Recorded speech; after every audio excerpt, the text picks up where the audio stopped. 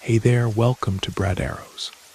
Tonight, we've got hours of chilling horror stories combined with soothing rain sounds to help you relax and sleep. Before you drift off, leave a comment below and let us know where you're listening from and what time it is. If these stories give you chills, don't forget to like, share, and subscribe. Get cozy and let the fear take over.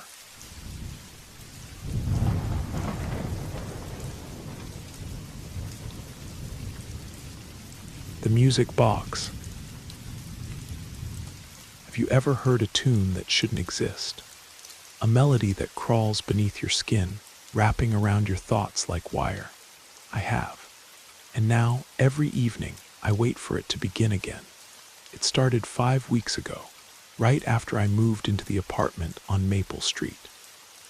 The building was old, one of those pre-war structures with thick walls and high ceilings that seemed to swallow sound. My divorce had been finalized just a month before, and I needed somewhere quiet to paint, somewhere I could lose myself in my art without the constant reminder of what I'd lost. Mrs.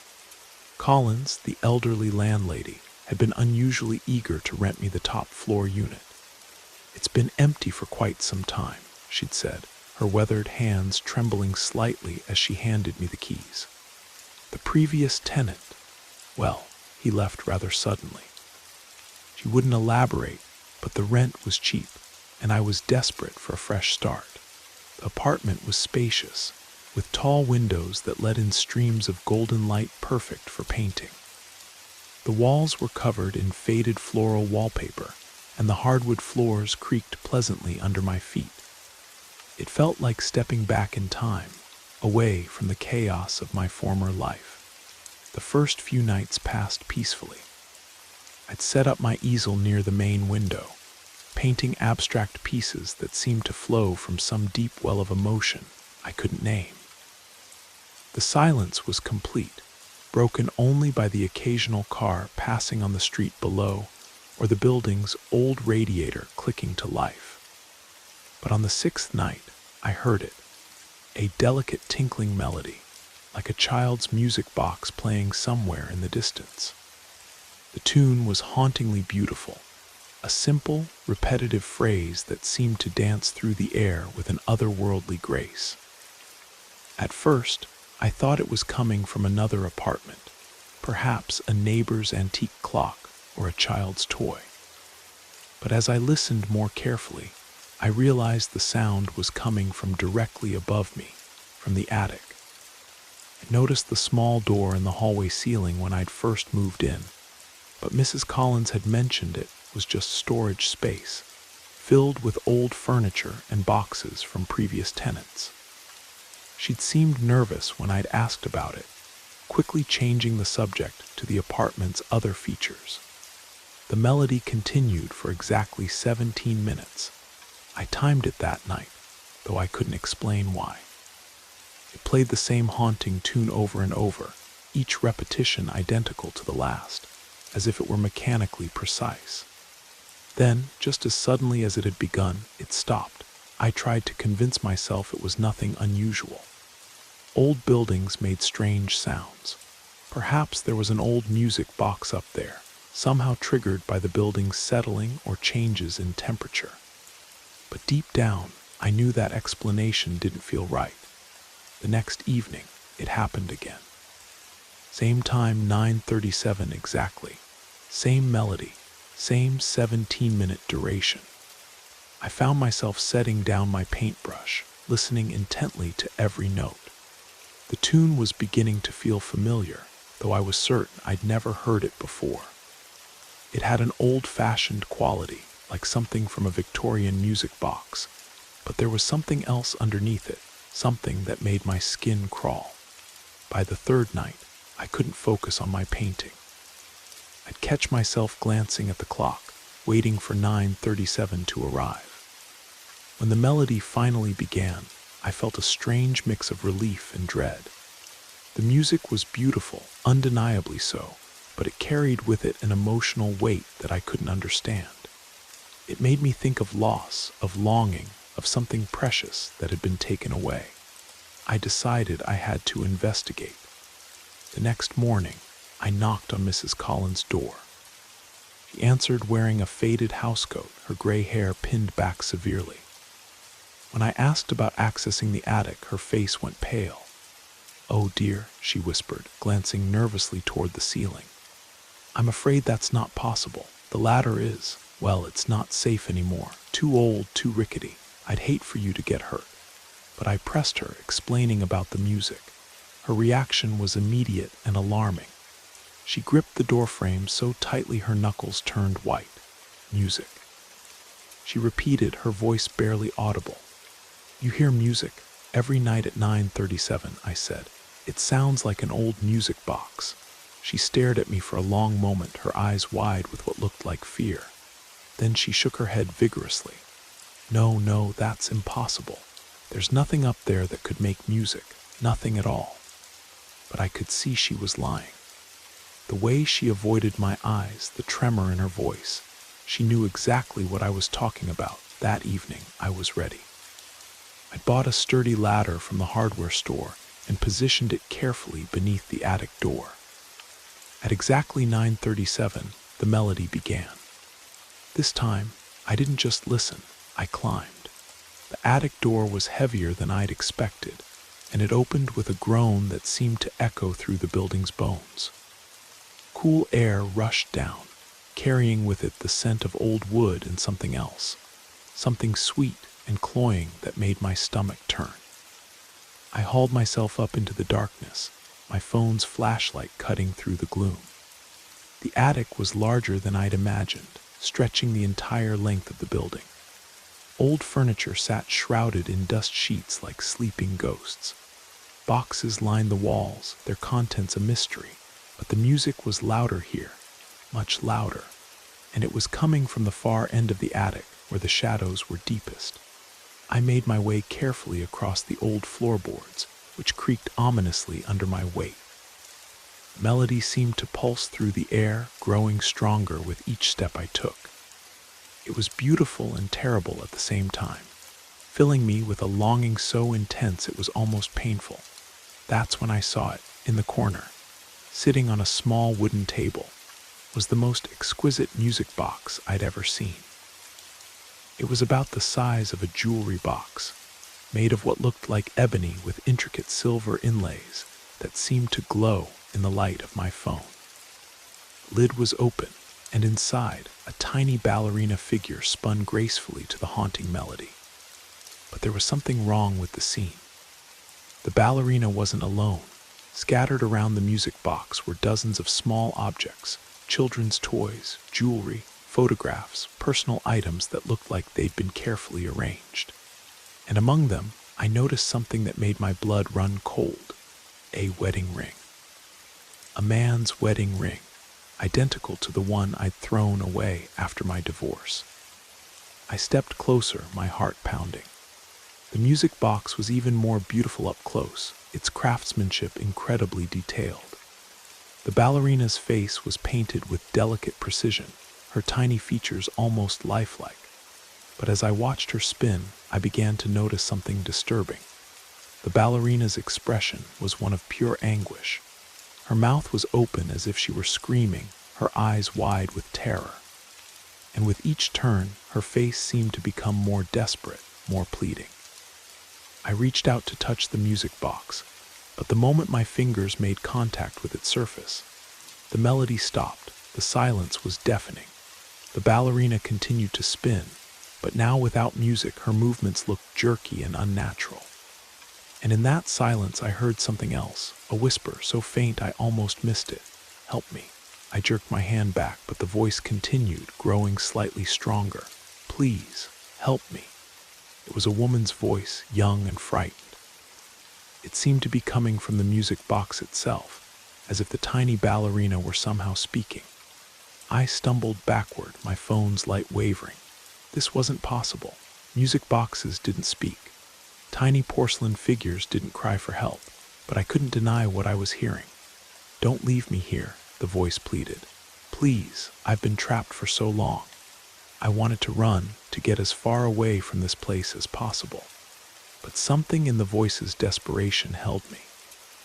It sounded so real, so human, despite coming from such an impossible source. "Who are you?" I whispered, feeling foolish for talking to a music box. "My name is Emma," the voice replied, stronger now. "I lived here before. He put me in here, trapped me. I can't get out." The ballerina had stopped spinning now, and in the harsh light of my phone, I could swear I saw her tiny mouth moving in sync with the words. "Who trapped you?" I asked, my voice shaking. "Lecter," Emma's voice was filled with terror. "He collects beautiful things, beautiful people. He makes them part of his collection forever." I looked around at the scattered objects again, seeing them in a new light. These weren't just random items, they were mementos, pieces of lives that had been collected. The wedding ring, the photographs, the jewelry, all of it belonged to people who had disappeared. "How many?" I asked, dreading the answer. "So many," Emma sobbed. "We're all here, trapped in different objects. Music box, the mirror, the jewelry, all of us crying out, but no one can hear us." As if to confirm her words, I began to hear other voices, faint whispers coming from the objects scattered around the attic. Dozens of voices, all pleading for help, all trapped in their own personal hells. "You have to get us out," Emma begged. "You have to break the collection. It's the only way." I looked down at the music box, its beauty now seeming sinister and wrong. "How?" I asked. "Destroy it," she said. "Destroy the music box and the spell will break. But you have to be careful. He knows when someone finds us. He's probably already coming." As if summoned by her words, I heard a sound from below, the creak of footsteps on old wood. Someone was climbing the ladder. My heart raced. I grabbed the music box, surprised by how heavy it was for its size. The moment I lifted it, Emma's voice became a scream. "No, don't touch it. He'll know." The voice cut off abruptly, and the music box began to play again, but this time the melody was different. It was faster, more frantic, like a warning siren. The ballerina spun wildly, her face contorting with terror. The footsteps were closer now, accompanied by a voice I recognized, Mrs. Collins, but different somehow. "Younger, stronger, Michael," she called sweetly. "Michael, dear, come down from there. You shouldn't be disturbing my collection." But it wasn't Mrs. Collins anymore. Voice was changing, becoming deeper, more masculine. It was the voice of someone or something much older and infinitely more dangerous. I looked around desperately for another way out, but the attic had only one entrance. I was trapped. The music box in my hands was growing warmer, almost hot, and Emma's voice was a constant whisper now, urging me to destroy it. "Break it," she pleaded. "Please, before he gets here. It's the only way to free us all." I raised the music box above my head, ready to smash it against the floor, but before I could bring it down, a hand grabbed my wrist.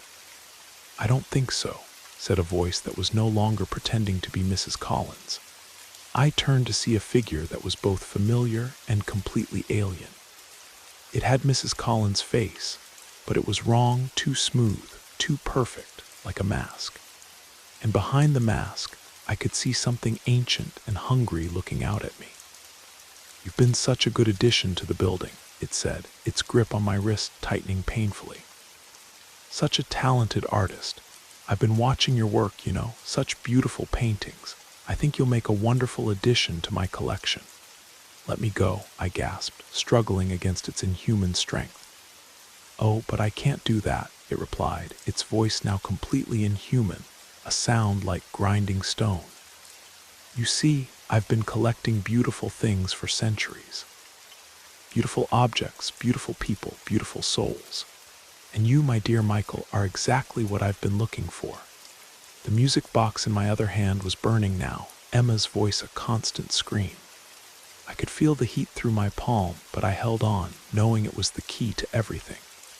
"You're going to join Emma in there," the thing continued, gesturing to the music box. "You'll dance together for eternity, creating beautiful music for me to enjoy. Doesn't that sound lovely?" With a surge of desperate strength, I twisted my body and brought the music box down hard against the edge of the wooden table. The impact sent a shock through the entire attic, and for a moment, the creature's grip loosened. The music box cracked, a thin line running across its beautiful surface. Immediately, the melody changed again, this time becoming a sound of pure joy, as if the trapped souls inside were singing their freedom. No. The creature roared, its beautiful mask slipping to reveal something horrible underneath. A face that was all shadows and hunger, with eyes like black holes. But I didn't stop. I raised the music box again and brought it down harder. This time, it shattered completely, pieces of ebony and silver flying everywhere. The moment it broke, the attic filled with light, not the harsh light of my phone, but a warm, golden glow that seemed to come from the freed souls themselves. I saw them then, Emma and all the others, translucent figures rising from the broken pieces of the collection. They were beautiful, each one glowing with their own inner light. Emma turned to me, her face radiant with gratitude. "Thank you," she whispered, and then she was gone, along with all the others, finally free. The creature let out a scream that shook the entire building. Its form was dissolving, the centuries of power that had sustained it breaking apart with its collection. As it faded, I saw its true face, not the mask of Mrs. Collins, but something ancient and terrible that had been feeding on beauty and life for far too long. "This isn't over," it hissed as it disappeared. "I'll find you. I'll make you part of a new collection. You can't escape what you are, what you're meant to be." And then it was gone, leaving me alone in the attic with the shattered remains of the music box and the scattered objects that had once been prisons for stolen souls. I climbed down from the attic on shaking legs, my mind reeling from what I'd witnessed. The apartment felt different now, cleaner somehow, as if a great weight had been lifted from the building itself. I packed my things quickly, not wanting to spend another night in that place. But as I was loading my car, I found something tucked under my windshield wiper, a small piece of paper with an address written in elegant handwriting. An address I'd never seen before, but somehow knew I would visit. Because I could feel it now, the pull of something beautiful and terrible waiting for me. The creature hadn't been lying when it said I couldn't escape what I was meant to be. I was a collector too, in my own way. I collected beauty in my paintings, captured moments and emotions and made them permanent. The difference was, I thought I was choosing what to collect. But as I drove away from Maple Street, I began to wonder if maybe, just maybe, I was being collected too. Music box was gone, but the melody lingered in my mind, a haunting tune that seemed to follow me wherever I went. And sometimes, late at night, I could swear I heard Emma's voice calling to me, warning me of something that was coming, something that had been waiting for me all along. I moved to a new city, found a new apartment, set up my easel by a new window. But the dreams started almost immediately, dreams of beautiful objects and trapped souls, of a collection that was still growing, still hungry. Every night at 9:37, I found myself listening for that familiar melody, even though I knew the music box was destroyed. Because some songs, once heard, never truly fade away. They become part of you, and you become part of them. 3 months later, I received a package with no return address. Inside was a small hand mirror, antique and beautiful, with an ornate silver frame. The moment I picked it up, I heard a whisper, not Emma's voice this time, but someone new. Someone who had been waiting for me to find them, someone who needed to be collected. I should have thrown the mirror away. I should have run, but I didn't, because I was beginning to understand that some people are born to be collectors, and some are born to be collected, and I was no longer sure which one I was.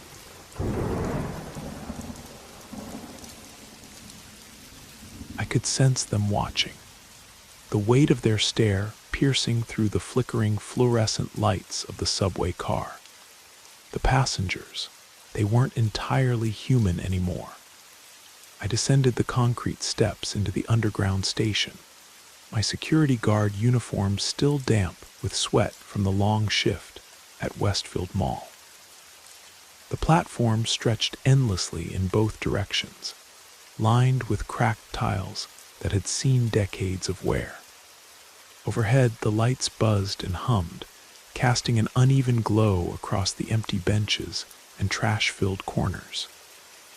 The air was thick with the smell of metal, oil, and something else I couldn't quite place.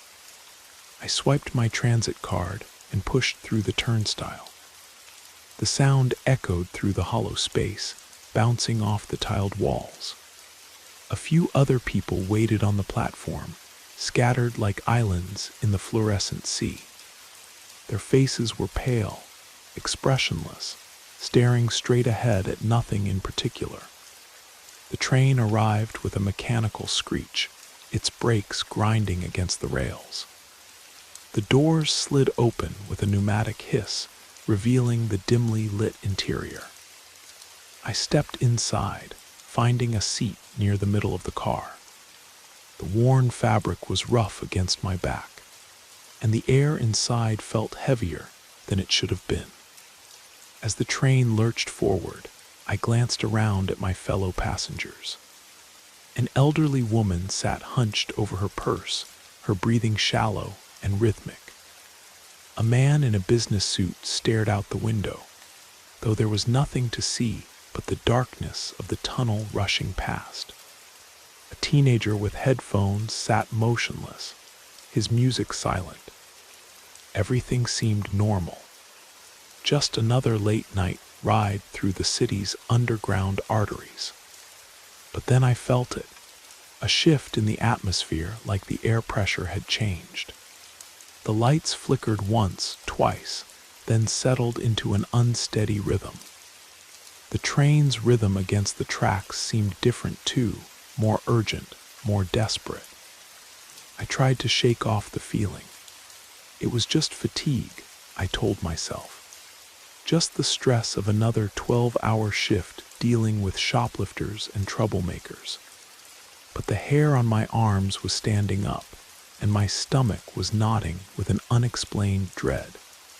The train rounded a curve, and the lights went out completely for a moment.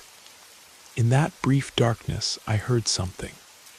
A whisper, soft, almost inaudible, but definitely there. "He's here." The lights flickered back on, and I quickly looked around. The passengers remained motionless, their eyes still fixed ahead. But something had changed. Their skin looked paler, almost translucent. Their breathing seemed to have stopped entirely. I leaned forward, trying to get a better look at the woman across from me. Her chest wasn't moving. She wasn't breathing at all. Yet she sat upright, her eyes wide open, staring at something beyond the windows. My heart began to race. I turned to look at the businessman, then the teenager. The same thing, no breath, no movement, just empty stares. The train suddenly jerked to a stop. The lights dimmed to almost nothing, leaving us in a sickly yellow glow. I looked out the window, but instead of a station platform, I saw only darkness. We were still in the tunnel, but something was wrong. The tunnel walls seemed to be moving, writhing like living things. I stood up, my legs unsteady. The train car felt smaller now, the ceiling lower. The air was becoming difficult to breathe, thick and cold.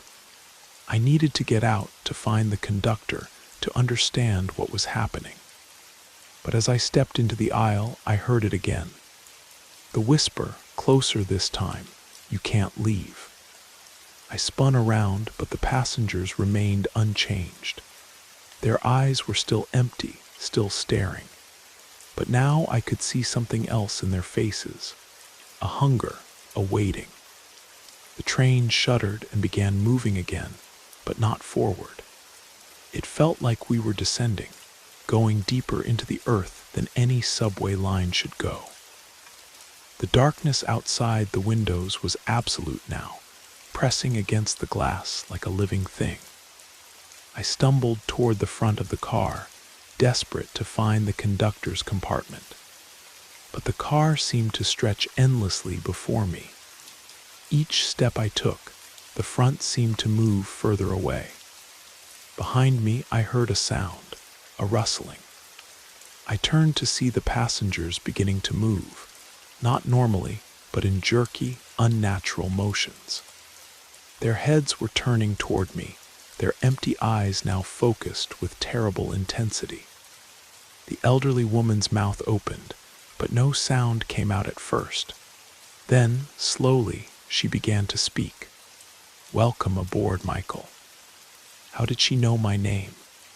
I had never seen her before in my life, but her voice was familiar, like something from a half-remembered dream.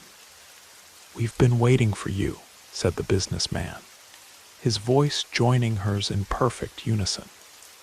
"So very long," added the teenager, his headphones now dangling uselessly around his neck.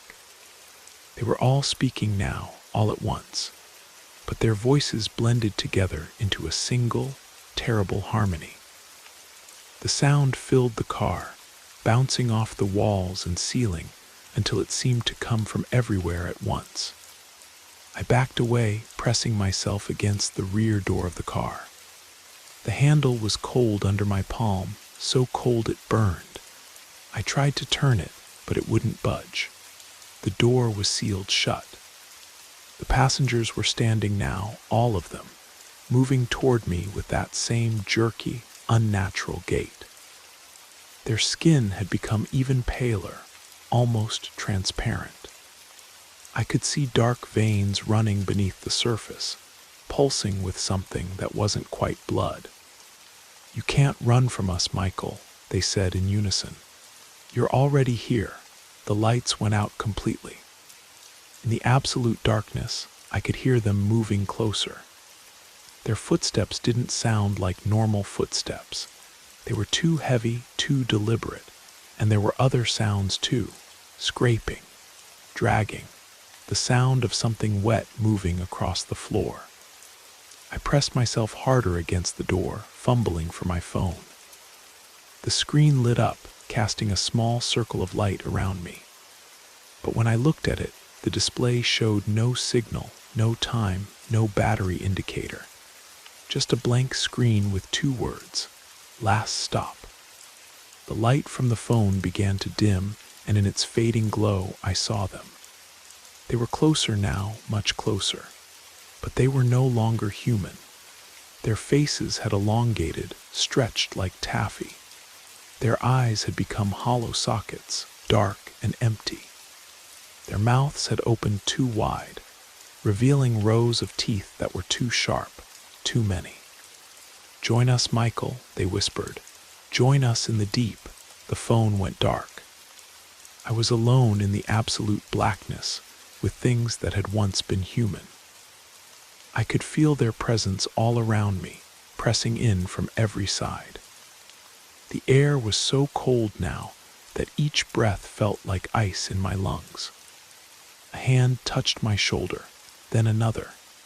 They were everywhere, those cold, dead fingers pulling at my clothes, my hair, my skin.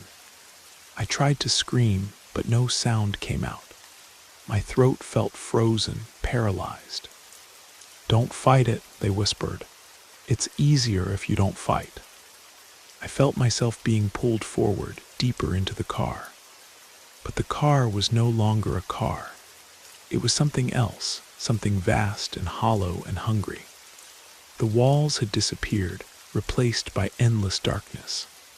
The floor beneath my feet felt soft, spongy, like walking on decay. I was falling now, tumbling through the black void. The whispers followed me down, growing louder and more insistent. "You're ours now, Michael. You've always been ours." I wanted to ask what they meant, wanted to understand what was happening to me. But I couldn't speak, couldn't think clearly. The darkness was inside me now, filling my mind, my lungs, my heart. And then suddenly, there was light. I was back in the subway car, sitting in my seat as if nothing had happened. The passengers were normal again, human again. The elderly woman was reading a book. The businessman was checking his phone. The teenager was listening to music. But I knew it was wrong. I could feel it in the air, in the way the light fell, in the rhythm of the train on the tracks. This was not the same car I had entered. This was not the same train. I looked out the window and saw a station approaching. The sign read Terminus. I had never heard of a station by that name on this line. The train slowed and stopped. The doors opened with their familiar hiss. "Last stop," announced a voice over the intercom. "All passengers must exit." The other passengers began to file out, moving with that same jerky, unnatural gait I had seen before. As they passed me, each one turned to look at me with their empty eyes. "Welcome home, Michael," they said, one by one. I tried to stay in my seat, tried to resist, but my body moved without my permission. I stood up and walked toward the door, my legs carrying me forward despite my desperate attempts to stop. As I stepped onto the platform, I saw where we were. It wasn't a subway station at all. It was a vast cavern, stretching endlessly in all directions. The ceiling was so high it disappeared into shadows. The walls were lined with countless doors, each one leading to another train car, another trap. And there were people everywhere, thousands of them, maybe millions, all standing perfectly still, all staring at nothing, all waiting. I tried to run, but my legs wouldn't obey. I tried to scream, but no sound came out. I was one of them now, I realized. One of the waiting passengers on the last train. The train behind me closed its doors and pulled away, disappearing into the darkness. Soon, another would come, and another passenger would take that final ride. I took my place among the others, standing perfectly still, staring at nothing, waiting for the next train to arrive, waiting for the next passenger to join us in the deep. The whispers echoed through the cavern, bouncing off the walls and ceiling, filling the air with their terrible promise. Welcome to the end of the line. And I knew, with a certainty that chilled me to the bone, that I would be waiting here forever. Just another passenger on the last train to nowhere. The darkness pressed in around us, and we stood in silence, watching for the lights of the next train to appear in the tunnel. Always watching, always waiting, always hungry for new passengers to join our endless journey into the deep.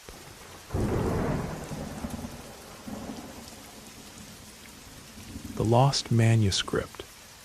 Have you ever felt like entire pieces of your day just evaporated? Like someone reached into your memory and plucked out hours, leaving only confusion behind? That unsettling sensation that crawls through your thoughts, making you question what's real and what isn't. Was it simply exhaustion? Or something far more disturbing? That feeling crashed into me with devastating force, and I couldn't escape it for days. I sat hunched over my desk in the university's ancient library, staring at the brass clock above the circulation desk, bewildered by how evening had arrived. The entire afternoon had dissolved like sugar in rain, but I couldn't recall any of it. No distinct moments. No memory of what manuscripts I'd examined, which sections I'd explored, or even which colleagues I might have spoken with. It wasn't mere forgetfulness. It was the chilling certainty that I had been somewhere important, doing something crucial. But that knowledge had been surgically removed from my mind. Like someone had edited my memories with surgical precision. I'm not someone who loses track of details. As a manuscript restoration specialist, I've trained myself to notice every moment, every texture, every flaw in ancient texts. But this was different. It wasn't a forgotten detail.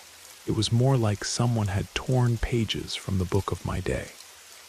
I had been working in the rare books collection. I'm certain of that. I can remember the small things, the musty scent of old leather bindings, the soft scratch of my restoration tools against parchment. But everything else exists in a haze. The last clear memory I have is entering the medieval studies section, the towering shelves stretching toward the vaulted ceiling, the familiar whisper of turning pages around me. Then, nothing. My next memory is sitting back at this desk, but the clock showed that 4 hours had vanished. I checked my research notes. There were several entries in my handwriting, but none of them made sense to me. I didn't remember writing them. The notes mentioned a manuscript I'd never heard of, something called the Chronicle of Vanished Hours. Nothing that explained what had happened during those missing hours. But still, something felt deeply wrong. A soft rustling sound filled the air around me. It was subtle, like pages turning in the distance, though I could see no one else in this section. At first, I assumed it was just the old building settling, or perhaps air moving through the ancient ventilation system. But when I stopped to listen carefully, I realized the sound had no obvious source. It simply surrounded me, coming from everywhere and nowhere. It unnerved me. It wasn't loud enough to be disruptive, but it was persistent. Like background music to my confusion, an undertone to my racing thoughts. I stood and walked between the towering bookshelves. The main reading room was still occupied, students bent over laptops and textbooks. But something felt disconnected. The world seemed muffled, separated from me, like I was observing it through thick glass. The colors appeared faded, the sounds distant and hollow. My thoughts kept returning to those lost hours. How much time had disappeared? What had I discovered that I could no longer remember? I tried to rationalize it as stress or overwork. I'd been spending 12-hour days in the archives, working on my thesis about medieval illuminated manuscripts. Perhaps I just needed sleep. But something deep in my stomach knew that wasn't the answer. The air around me felt heavier now, like the weight of countless books pressing down from all directions. It wasn't physical pressure, but something deeper, a sense that knowledge itself was somehow threatening. And then I heard it again, the soft sound of something moving through the stacks. A gentle footstep, a whispered word. At first, I thought it might be another researcher, but the sound was too light, too careful. I turned to investigate, but saw nothing. The narrow aisles between the shelves were empty, silent, still, except for the rustling. I tried to convince myself it was just my imagination. After all, I was alone in this section of the library. But the air felt thick with presence, and that sensation of being watched returned. The feeling that something was there, even though I couldn't see it. I glanced at the clock again. The hands seemed to move differently, as if time itself was being manipulated. More hours had passed, but I couldn't explain how. Nothing made sense anymore. I felt a growing desperation, an urgent need to understand what had occurred, what knowledge I had lost, what I was missing. I walked toward the restricted archives, but as I approached the heavy oak door, I froze. For a moment, I couldn't breathe. My body went rigid, and my heart pounded against my ribs. The sound. A whisper barely audible at first, but growing clearer. It wasn't coming from the main reading room. It wasn't the rustling. It was coming from behind the archive door. I stepped back slowly, my pulse accelerating. The voice, it wasn't quite human, but something else. Something I couldn't identify. It was faint, but unmistakable. I held my breath and listened. It was getting closer. Something was approaching from within the archives, and then it stopped. Complete silence. Total quiet. The rustling was gone. The air seemed to hold itself still, waiting. And then, slowly, as if responding to some invisible signal, I felt something shift in the library around me. A change in the atmosphere. It was subtle initially, but it grew stronger. The very fabric of the space felt stretched, pulled in impossible directions. I turned back to the archive door, and for a moment I wondered if I should leave. But where would I go? The outside world seemed distant, unreachable. What if whatever this was followed me? What if it was already waiting for me beyond these walls? I couldn't stay here. The silence was deafening, and the oppressive weight of the unknown pulled me toward the door. Some scholarly instinct, compelled me to discover the truth. I stepped forward cautiously, my footsteps muffled by the thick carpet. The floor felt strange beneath my feet, too soft, too yielding, like walking on something that wasn't quite solid. As I reached for the door handle, the temperature in the library plummeted. A cold draft swept around my ankles, and I felt chills race up my spine. My breath began forming visible clouds, even though no windows were open. The archive door was heavier than it should have been. I was sure of it. I had opened this door hundreds of times during my research, but now it required real effort to move. The hinges creaked with age, releasing the scent of old paper and something else, something metallic and strange. Beyond the door lay the basement archives, but they looked different now. The usual fluorescent lighting flickered irregularly, and the narrow passages between storage units seemed to stretch further than they should. The walls appeared warped, their edges blurred, like they were dissolving into shadow. The overhead lights cast long, dancing shadows that moved independently of any light source. I reached out instinctively to steady myself, touching one of the metal storage shelves. The surface was ice gold and somehow slick, like frozen glass. I pulled my hand away quickly, but it felt dry. It was just wrong. And then I saw it.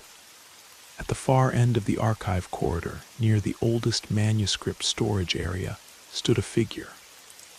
A tall, dark silhouette against the dim emergency lighting. At first, I thought it was Dr. Richardson, the head archivist, a person waiting, observing me. But as I stared, the shape began to shift, to bend and blur, like it couldn't maintain a consistent form. I took a step backward, my breath catching. The whisper returned, but this time it wasn't just a sound. It was a presence inside my mind, a low, pulsing vibration that resonated through my skull. Come and see. The words were more than invitation, they were compulsion. They echoed through my consciousness like multiple voices speaking in harmony, layered until I couldn't distinguish where one ended and another began. I didn't want to go. Every instinct screamed at me to turn around, to run back to the safety of the main library. But I couldn't resist. Something invisible and irresistible was drawing me forward. I took a hesitant step, then another, my feet seeming to drag through increasingly thick air. With each step, the whisper grew louder, more distinct, until I could hear each syllable as if it were being spoken directly into my ear. We've been preserving this for you. I stopped. The words vibrated in my chest. I felt reality shifting around me, like the very space I occupied was being rewritten.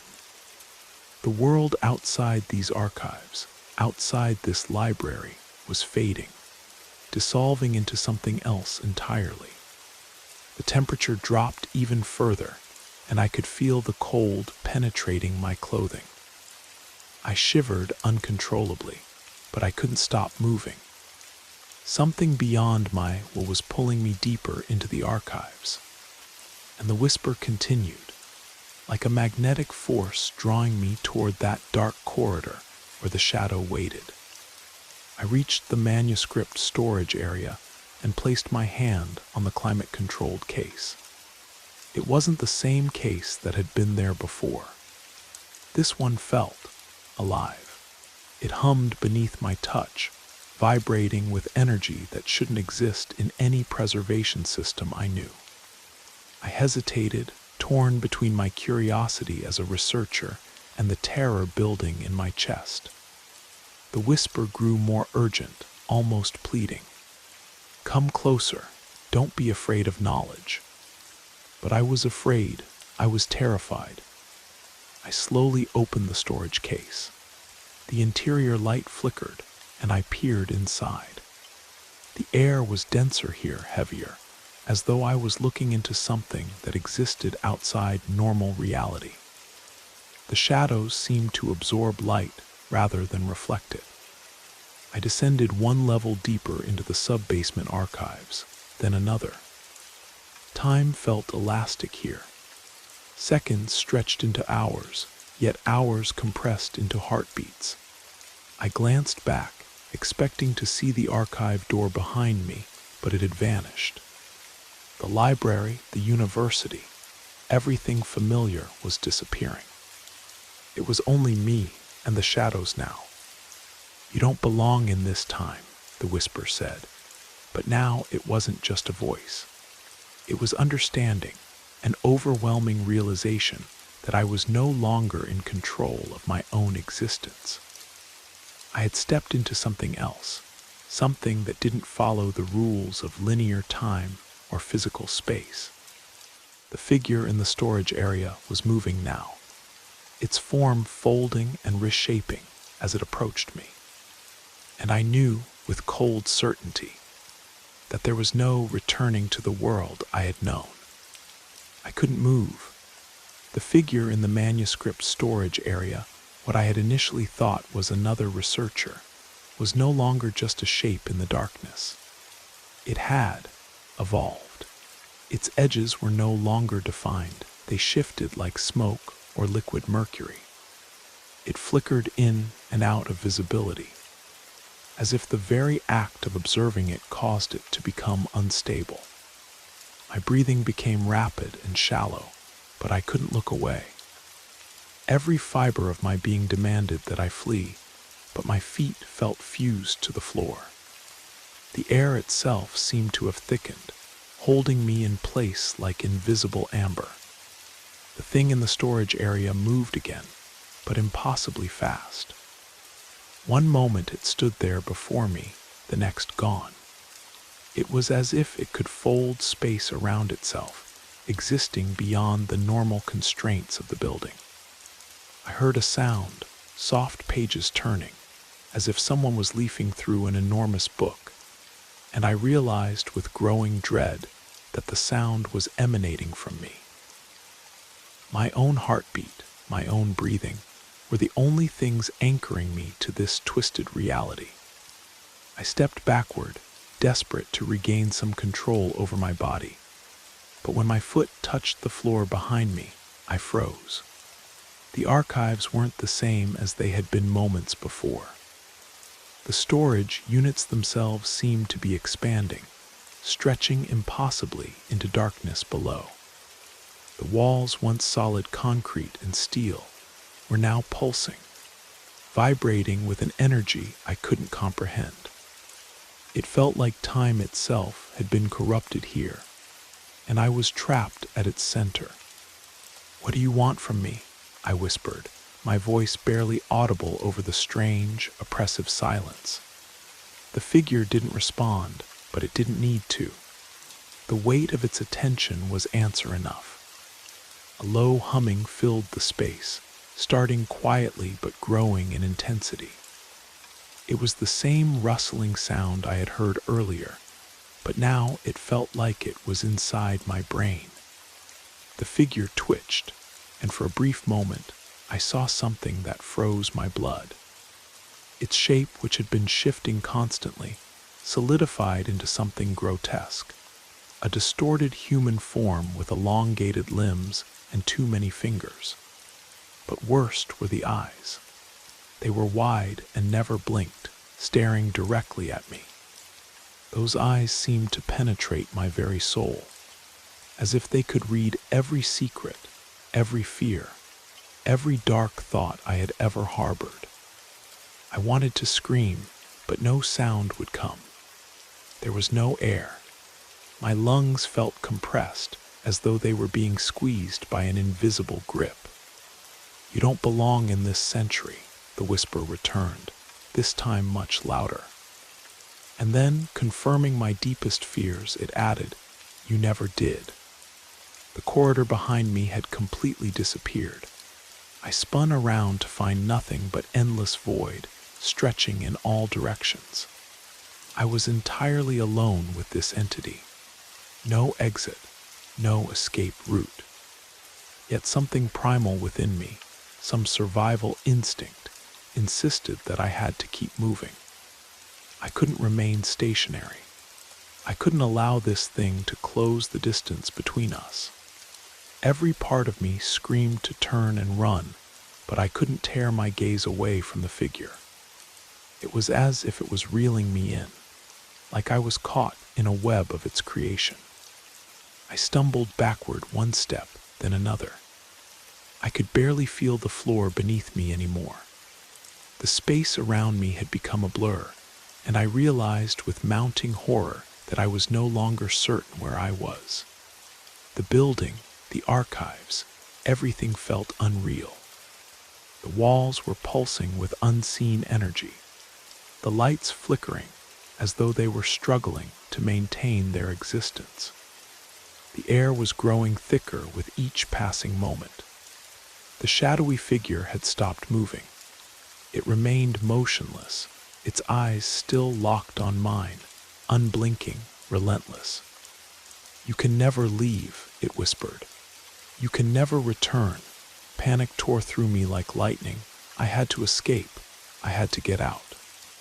I turned and ran deeper into the archives, ignoring the voice in my head that told me fleeing was futile. The storage units blurred past me with each step, and dizziness began to overwhelm me. The humming in the air intensified, vibrating through my bones, shaking me to my core. But I didn't stop. I couldn't. I didn't know where I was going or what I was running toward, but I couldn't let it get any closer. Suddenly, the archive corridor twisted impossibly. The storage units seemed to curve in on themselves, bending like a spiral, never-ending, leading both deeper and back to where I started simultaneously. My heart raced, my head spinning, and the walls seemed to close in, pressing against me from all sides. I was trapped in a loop. A thunderous crack echoed through the space, and I looked up to see the ceiling above me split open. Fragments of light poured through the fissures, spilling into the space like a shattered prism. I gasped, my hands reaching out, trying to grab onto something, anything, to steady myself. But nothing was solid. The entire world felt like it was collapsing around me. "You'll never remember who you were," the voice said, now unmistakably closer. "You'll never return to your time." The ground beneath me shuddered. I fell forward, my body hitting the cold floor, the wind knocked from my lungs. As I struggled to get up, I saw the figure standing directly above me, closer than it had ever been. Its multiple eyes stared down at me simultaneously, unblinking. I could feel each one, boring into me, suffocating me with their attention. I reached for one of the storage units to pull myself up, but my hand passed through it, as though it was made of mist. The reality around me was warping even further, folding in on itself. And then everything stopped. The figure vanished. The humming faded. The space around me became still, almost impossibly quiet. I stood there, gasping, my chest heaving, trying to understand what had just occurred. I was back at the entrance to the archives again, staring at the same heavy oak door that had first led me into this nightmare. It was as if no time had passed whatsoever. But I knew it had. The seconds, the minutes, they had been stolen from me. Somewhere in some part of my consciousness, I realized that whatever had just happened, I had lost more than time. I had lost something fundamental, something I couldn't even name. And the terrible truth was, I wasn't sure if I would ever recover it. I stood there trembling, my body aching from the fall, my mind spinning. The archive entrance, silent, still, almost unnaturally so, stared back at me like the mouth of some vast creature. The door, the same one I had passed through earlier, stood before me, but it felt impossibly distant now, as if it existed on the other side of some invisible barrier I couldn't cross. The air was heavy, thick, with the kind of silence that presses against your chest, making it difficult to breathe, difficult to think clearly. I blinked, trying to focus my vision, but the world around me refused to come into sharp relief. Everything seemed to exist in a state of constant flux, blurring between one reality and another. The edges of the archive entrance seemed to shimmer like a mirage, and every sound felt muffled, as if I were submerged underwater. I could hear my heart hammering in my ears, could feel it pulsing in my throat, but the silence around me only made everything feel more suffocating. The humming that had followed me, that had been so insistent, had stopped, but in its place was a different kind of pressure, something that squeezed against my temples, my skull. Was any of this real? I reached up to touch my face, half expecting to feel cold sweat or blood, but there was nothing unusual. Just the hollow sense of wrongness that had settled over me, deeper now than before. The space, the archives, felt hollow, like a stage set with no substance behind it. I couldn't remember how I had ended up here, or when, for that matter. My mind was clouded, obscured by too many gaps, too many missing pieces. I turned slowly, scanning the archive entrance again, searching for any sign of movement. The door seemed the same, heavy oak with brass fittings, but there was something different about it now. It was too familiar and yet too alien. The walls, once solid and reliable, felt like they were breathing, expanding and contracting in rhythm with my pulse. I should have left. I knew that with absolute certainty. But there was something inside me, something dark and insistent, that kept pushing me forward. It was almost as if something was waiting for me deeper in the archives. And somehow, I knew that I had to go down to the lowest level. But I couldn't explain why I felt compelled to do so. The sound of my footsteps when I finally moved seemed to echo strangely, like I was walking through a vast cathedral. I gripped the door handle, the cold brass a stark contrast to the warm, stale air around me. The further I descended into the building's depths, the more my body seemed to resist, but my mind was fascinated by this mystery. I couldn't help myself. It was as though something had taken possession of me, a force I couldn't shake. I couldn't remember my life before this moment. What research had I been conducting? Where had I been living? How long had I been trapped here, in this strange distortion of time and reality? These questions gnawed at me, but there were no answers, only deeper silence. I reached the lowest level of the archives. My hand hovered over another door handle, but I hesitated. Something was wrong. Something felt fundamentally incorrect about this door, about everything. Then, just as I was about to turn the handle, I heard it again. That soft, rustling sound, the same as before. Gentle at first, but growing louder, more insistent. It was coming from somewhere behind me, from the shadows between the storage units. My breath caught in my throat. I spun around, expecting to see it again, the figure from earlier, but nothing was there. Just the darkened archive corridors, stretching endlessly in both directions. Yet I could feel it, the presence, just beyond my sight. My pulse quickened. Then, without warning, the air around me shifted. It wasn't a sudden change, it was gradual, almost imperceptible, but it was undeniable. The temperature dropped, the air becoming colder, sharper.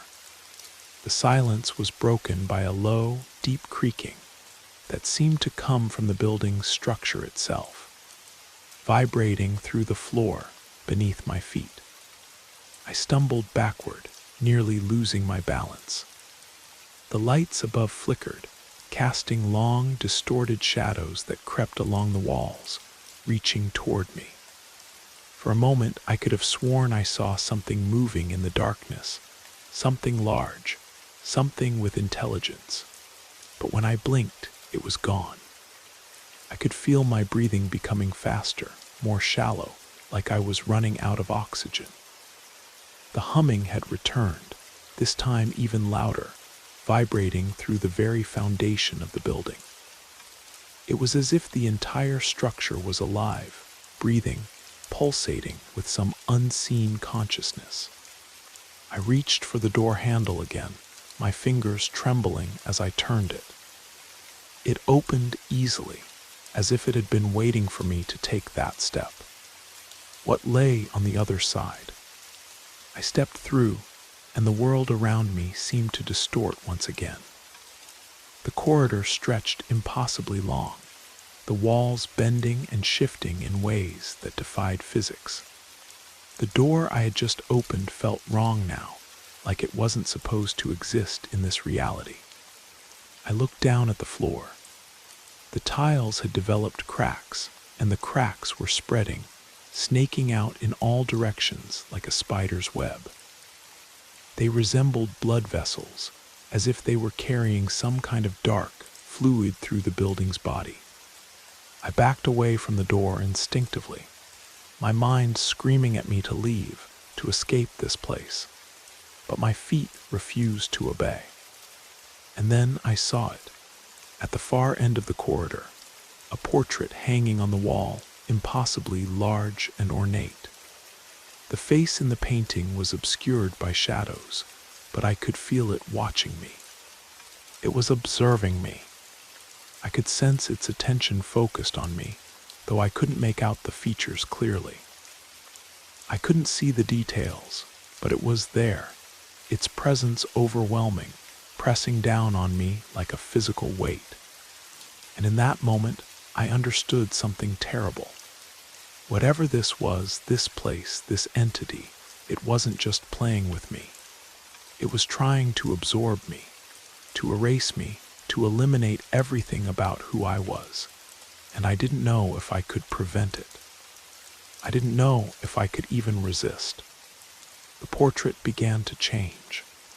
The paint didn't move in any normal way. It simply shifted, the image appearing closer with each time I blinked. And with that transformation, the world around me seemed to shudder, as though reality itself was breaking apart at its foundations. I had to move, I had to get away, but where? The corridor was endless, there was nowhere to run. The air grew heavier, the silence more oppressive. It felt like my mind was beginning to fracture, like reality itself was starting to dissolve. The portrait grew larger, dominating my field of vision, and I could hear it, breathing, slow, deep, inhuman. "You cannot escape knowledge," it whispered, its voice a soundless murmur that scraped against my consciousness. I could feel it drawing me in. And then, just as everything seemed to collapse around me, the world fractured. The world fractured, and for a moment, everything dissolved into nothingness. I couldn't feel my body. I couldn't hear anything. There was no light, no sound, just an overwhelming sense of existing nowhere. It was as if I had been erased from existence. The weight of absolute void pressed against me, as if the very fabric of reality had unraveled and left me floating in an abyss, completely alone. I don't know how long I drifted there, suspended in that darkness, unable to move, unable to think. Time seemed to have lost all meaning. It was as though the concept of time itself had become irrelevant.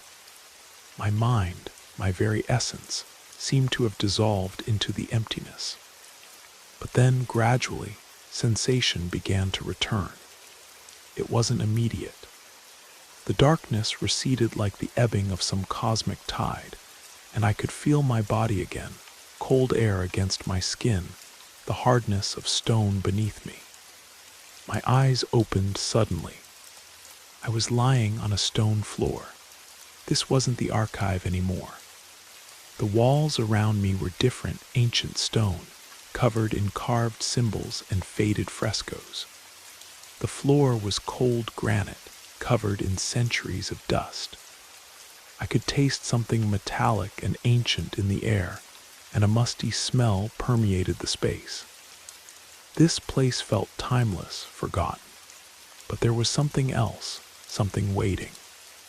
I sat up slowly, my head throbbing. The pain in my skull was intense, like my brain was trying to escape through my eyes. My heartbeat echoed in my chest, and I struggled to steady myself, placing my hands on the cold stone for support. I needed to think, to understand what had happened. I needed to know where or when I was. I looked around. The chamber was dimly lit by some unknown source, the light seeming to emanate from the walls themselves. The shadows cast by this illumination stretched in unnatural ways, as if they too were afraid to be fully revealed. The silence was crushing, thick, suffocating. But something was definitely wrong. I stood up slowly, my legs unsteady. As I took a step forward, I felt that familiar cold draft, and my eyes were drawn to an opening in the wall to my left. The opening was carved with intricate symbols, jagged and ancient, like a doorway into some primordial past. It was impossible to ignore. The walls themselves seemed to pulse faintly, just enough to be deeply unsettling. They weren't solid in any way walls should be. I hesitated, but something compelled me to move. Something deeper than fear. It was like this place was calling to me, inviting me to explore it, to understand what had brought me here. I stumbled toward the carved opening, my feet dragging, reluctant to move as quickly as my mind demanded. The closer I got, the more I noticed. The opening wasn't just a doorway, it was a passage, a route, a way deeper. The darkness seemed to devour the edges of it. Like the opening was a portal into something that had never been meant to exist. But what if it was the only way forward? The decision to enter was as natural as breathing. It wasn't a conscious choice. It was simply a compulsion I had no power to resist. Like the chamber was guiding me, pulling me forward through time itself. I pressed my hand against the carved stone, the coldness of it seeping into my bones, and slowly, cautiously, I stepped through the opening. The space was narrow, but just wide enough for me to pass. My heart hammered in my chest, louder than before. The air was colder here, and the ground beneath me seemed to shift with every step. as if I were walking through history itself. I moved through the narrow passage, barely able to see ahead. The walls closed in around me, and I could feel the oppressive weight of centuries pressing down on me. The air grew denser, colder. It wasn't just the temperature that had changed, it was the very nature of existence here.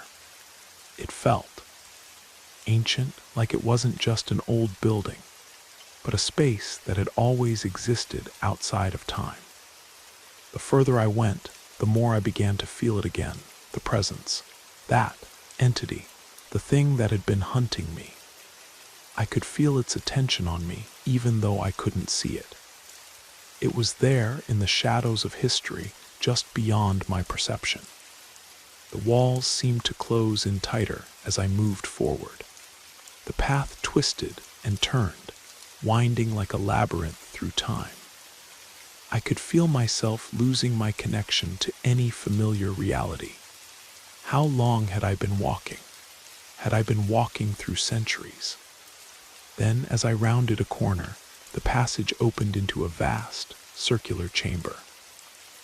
At first glance, it looked like an ancient library, shelves carved into the stone walls, filled with scrolls and books that seemed to span millennia. But there was something unnatural about it, something that defied explanation. In the center of the chamber was a painting. It hung suspended in the air without any visible support, larger than any portrait I had ever seen. Its surface was dark and seemed to move, but not in any way paint should move. It didn't show a fixed image, it showed movement, life, consciousness. I stood transfixed, staring at it, unable to look away. Something in that painting, it was calling to me. It was almost as if it wanted me to step into it, wanted me to become part of what it contained. I took a cautious step toward it, then another, my hands trembling as they reached toward the impossible surface. The instant my fingers made contact, I felt it, a searing electric shock, as if the painting had burned my very soul. I yanked my hand away, stumbling backward. The painting, it was alive, and before I could comprehend what was happening, I saw myself. My own face staring back at me from within the painting. But it was different. It was distorted, my features warped and twisted, like I was made of shifting time itself. My eyes, they were the same as the entity's had been, unblinking, endless. I watched my painted self smile at me, not with warmth, but with something much worse. Something empty and eternal. I could feel my breath catching in my throat as I backed away from the painting, but my image didn't move. It just stood there, watching me. Its smile widening, stretching impossibly, as if it were mocking the person I used to be. The air around me grew thick, suffocating. The humming, that constant noise, returned louder than ever, vibrating through my chest. The walls, the floor, the very air around me seemed to pulse in harmony with it. I couldn't bear it anymore. I had to escape, but where was the passage? Where was the way back? I turned to look behind me, and the opening I had just come through was gone. There was nothing but endless stone. The painting, my image, it was all that existed now. And somehow, I knew it wasn't going to let me leave. Not until it had taken everything that made me who I was. My painted self raised its hand, pressing it against the surface from the inside. I watched, horrified, as the painting rippled, as though it was made of liquid time disturbed by the touch. It was going to reach out. I could feel it. I could feel the pull, the force. It was drawing me in, drawing me into my own image. And I realized, too late, that I had lost more than just time. I had lost my place in history itself.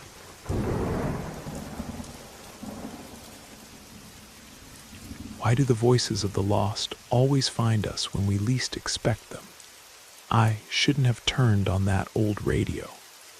That was my first mistake. It sat on the kitchen table where I'd left it that morning, its brass dials gleaming in the afternoon light that filtered through the cabin's dusty windows. The Zenith Transoceanic had been my pride and joy for 40 years, a relic from my days as a radio engineer. I'd brought it to the lake house thinking I might finally get around to restoring it properly. But mostly it just sat there, silent and accusatory.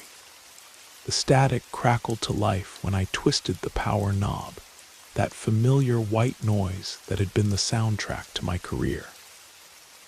I was scanning through the frequencies, looking for a decent news station, when I heard it. You promised you'd always protect him. You failed. The voice cut through the static like a blade, clear and cold. My hand froze on the tuning dial. The words hung in the air of the small cabin, impossible but undeniable. I stared at the radio's glowing display, my heart hammering against my ribs. It had to be interference. Some crossed signal from a talk show or a phone conversation bleeding into the airwaves. That happened sometimes with these old receivers, but the words, they were too specific, too personal. My son Jacob had been dead for 3 years now. 3 years since that rainy October night when his car slid off Route 12 and into the ravine. 3 years since I'd broken the promise I'd made to him when he was born, that I would always be there, always protect him from harm. You promised you'd always protect him. You failed. The voice came again, identical in tone and cadence.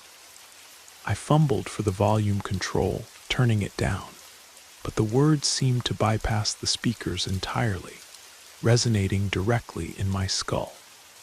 The cabin felt suddenly smaller, the walls pressing in despite the open windows that should have brought in fresh air from the lake. I switched off the radio with shaking fingers and pushed back from the table. The silence that followed was worse than the static. It was the kind of silence that made you aware of every creak in the old wooden structure, every whisper of wind through the pines outside. I tried to rationalize it. Stress, grief. The isolation of spending 2 weeks alone at the lake house was getting to me. But even as I formed these explanations, I knew they were inadequate. The voice hadn't sounded like a broadcast. It had sounded like someone speaking directly to me, from somewhere impossibly close. The rest of the afternoon passed in a haze of forced normalcy. I cleaned the cabin, organized my tools, even managed to eat a sandwich for dinner. But my eyes kept drifting to the radio, and every time the wind shifted or a branch scraped against the roof, I tensed. As evening approached, I found myself drawn back to the kitchen table. The radio sat there, innocent and silent, but I could feel its presence like a weight in the room. My fingers traced the worn edges of its leather case, remembering the countless hours I'd spent with devices like this, pulling voices and music from the electromagnetic spectrum. I told myself I was being ridiculous. It was just a radio. Old electronics sometimes picked up strange signals, but when I reached for the power switch, my hand was trembling. The static returned, washing over me like a tide. I held my breath, waiting. You promised you'd always protect him. You failed. This time I was ready for it. I grabbed a notepad and pen, scribbling down the exact time and frequency. 1:47 a.m., 1523 kilohertz. If this was some kind of interference, I could track it down, find the source. You promised you'd always protect him. You failed. The words came again exactly 3 minutes later. Then again, and again. Each repetition was identical, down to the last inflection. No human voice could maintain that level of consistency. It had to be a recording, but that raised even more questions. Who would broadcast such a thing? And why on this frequency? I spent the next hour taking notes, timing the intervals, checking signal strength. The engineer in me found comfort in the data, in the illusion that this was a problem I could solve with logic and technical knowledge. But as the night wore on, and the voice continued its relentless repetition, my scientific detachment began to crumble. The temperature in the cabin seemed to drop with each broadcast. I pulled on a sweater, then a jacket, but the cold felt like it was coming from inside my bones. The shadows in the corners of the room grew deeper, more substantial. I found myself glancing over my shoulder, certain I'd seen movement in my peripheral vision. Around midnight, the message changed. He's still waiting for you to come. My pen clattered to the table. I stared at the radio, my mouth dry as dust. This was new. This was different. This was impossible. I reached for the power switch, but my hand stopped short.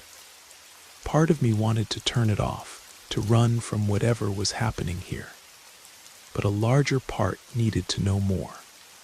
If Jacob was somehow trying to reach me, if there was even the slightest chance that death wasn't the end, then I had to listen. He's still waiting for you to come. The words seemed to echo in the cabin long after the speaker fell silent. I looked around the room, at the fishing gear hanging on the walls, at the faded photographs of better times. This place had been our refuge, Jacob's and mine. We'd spent countless weekends here, fishing at dawn, working on the radio in the evenings. He'd been fascinated by the technology, by the idea that voices could travel through the air invisible and find their way to us. "Dad, how do the voices know where to go?" He'd asked once when he was 8 or 9. "They don't," I'd told him. "They just broadcast into the darkness and hope someone's listening." Now, as I sat alone in the cabin with his impossible voice filling the air, I wondered if I'd been wrong. Maybe the voices did know where to go. Maybe they found exactly who they were meant to find. The static grew louder, more aggressive. It filled the cabin like a living thing, crawling into every corner, every crevice. I could feel it under my skin, in my thoughts, drowning out everything else. The voice came again, but now it was layered with harmonics, as if multiple transmitters were broadcasting the same signal. "He's still waiting for you to come." I stood up so quickly that my chair toppled backward.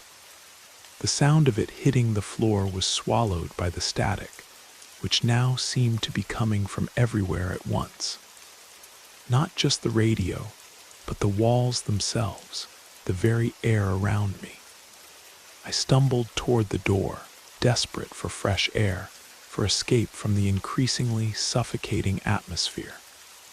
But when I grabbed the handle, it wouldn't turn. The door was locked, though I distinctly remembered leaving it open to catch the evening breeze. Panic clawed at my throat. I threw my shoulder against the door, but it held firm. The windows were my next thought, but when I looked toward them, all I could see was darkness. Not the normal darkness of night, but an absolute void, as if the world outside had simply ceased to exist. "He's still waiting for you to come." The voice was closer now, intimate, as if someone were whispering directly into my ear. I spun around, searching for the source, but the cabin was empty. Just me and the radio and the static that now seemed to have a life of its own. I approached the radio slowly, my legs unsteady. The display showed impossible readings, frequencies that didn't exist, signal strengths that defied physics. The static swirled in patterns that almost looked like faces, like reaching hands. "He's still waiting for you to come." "Jacob," I whispered, my voice barely audible over the electronic storm. "Is that you?" The static shifted, coalesced, and for a moment I could swear I heard something else beneath it. A sound like breathing, like sobbing, like a young man crying for his father. "I'm here," I said louder now. "I'm listening." The radio fell silent. The sudden absence of sound was deafening. My ears rang in the void, and I realized I'd been holding my breath. The cabin felt different now, not empty, but expectant, as if something had been waiting for this moment, for this acknowledgement. A new voice emerged from the speakers, softer than before, more familiar. "Dad." My legs gave out. I collapsed into the chair, my heart hammering so hard I thought it might burst. It was him. It was Jacob's voice, not the cold, mechanical tone from before, but warm and uncertain and heartbreakingly young. "Dad, are you there?" "I'm here," I managed, my voice cracking. "I'm here, son." "I've been waiting," he said, and there was such sadness in those words that I started to cry. "I've been waiting for you to come." "Come where?" I asked, though part of me already knew. "Home," he said. "I can't find my way home." The static returned, but gentler now, like snow falling on a quiet night. Through it, I could hear other sounds, the hum of an engine, the whisper of tires on wet pavement, the rhythm of windshield wipers fighting a losing battle against the rain. "I was driving to see you," Jacob's voice continued. "I was coming home for your birthday. I wanted to surprise you." The night he died, he'd been driving back from college, 3 hours through a storm that had been getting worse by the minute. I told him to wait, to come in the morning when the weather cleared.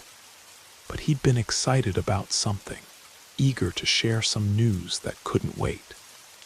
"I should have made you stay," I said. "I should have insisted."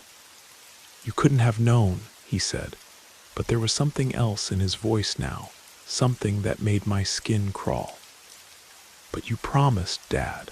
You promised you'd always protect me." The temperature in the cabin plummeted.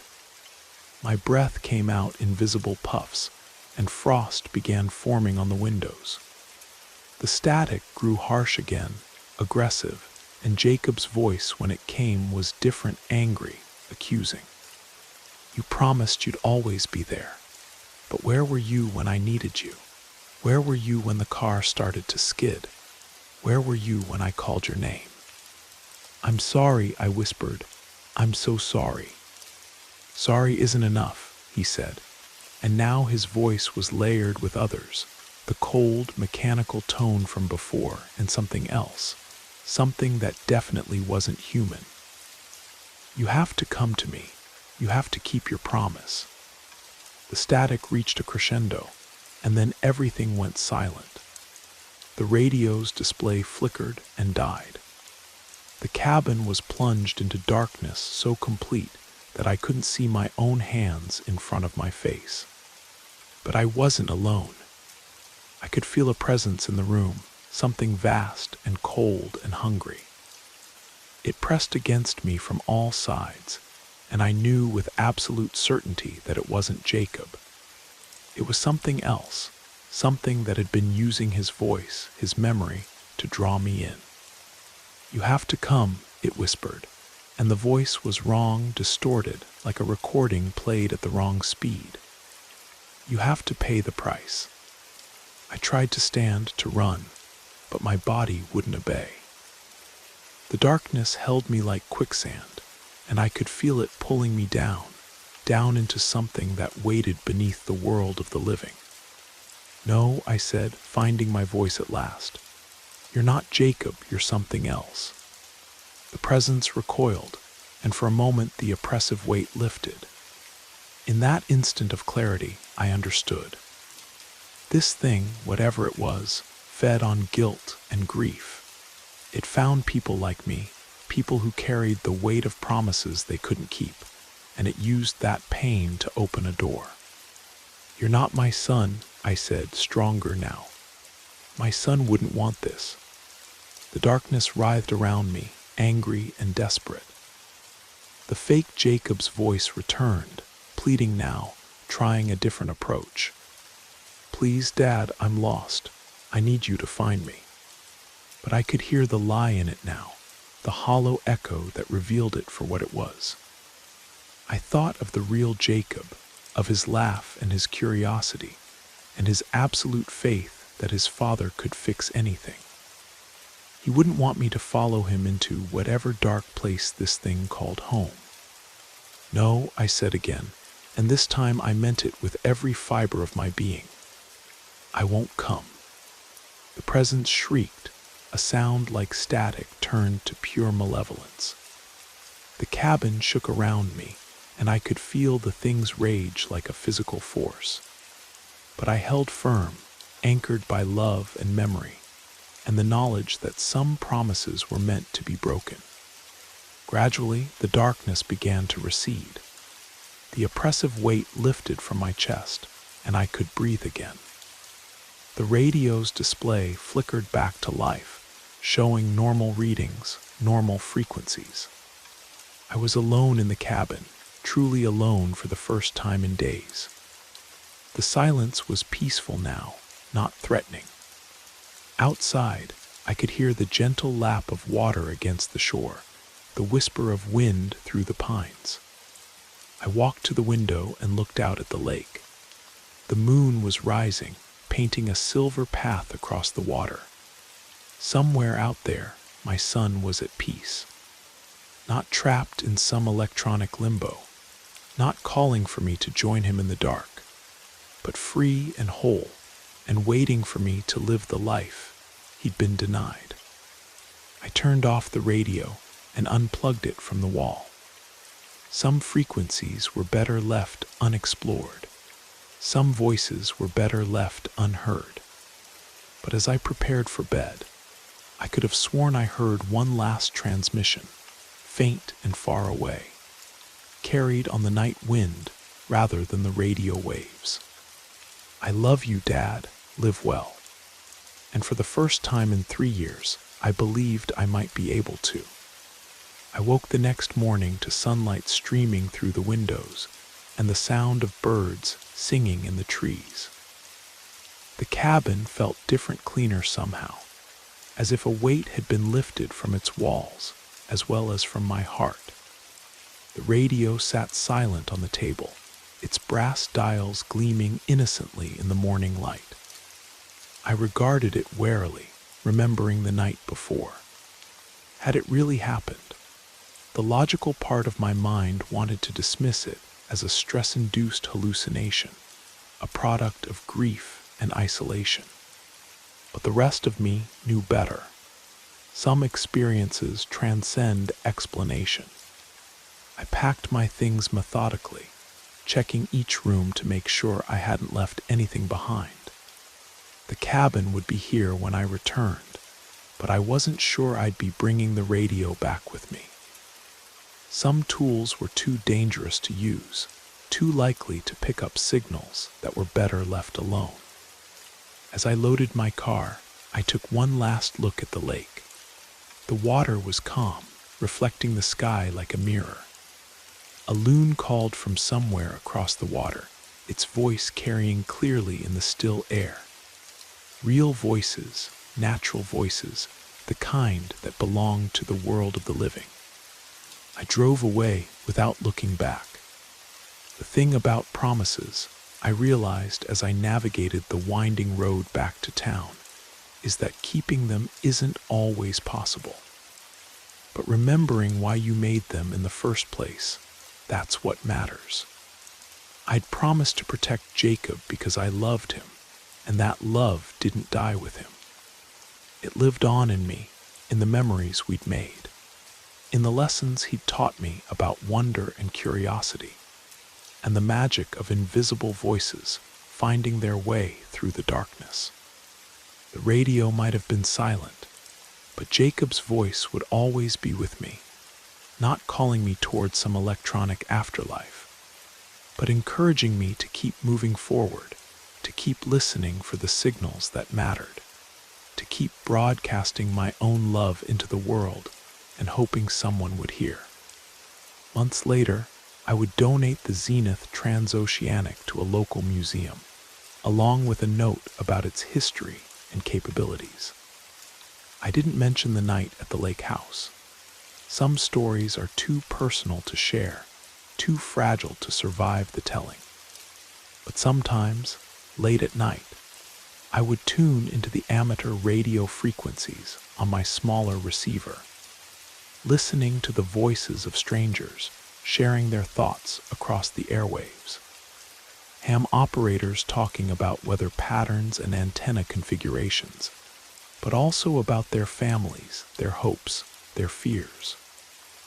Real voices, human voices, reaching out into the darkness and finding connection. And I would think about Jacob, about the question he'd asked me all those years ago. Dad, how do the voices know where to go? Now I had an answer. They go where they're needed most. They find the people who need to hear them, who need to know they're not alone in the dark. The trick is learning to distinguish between the voices that want to help and the ones that want to harm, between the signals that illuminate and the ones that deceive. The static between us, between the living and the dead, between the real and the imagined, between love and loss, it's always there, waiting to be tuned in. But we get to choose which frequency we listen to, which voices we allow into our hearts. I choose to listen for the ones that sound like love, the ones that sound like hope, the ones that sound like my son, not calling me toward the darkness, but encouraging me to stay in the light.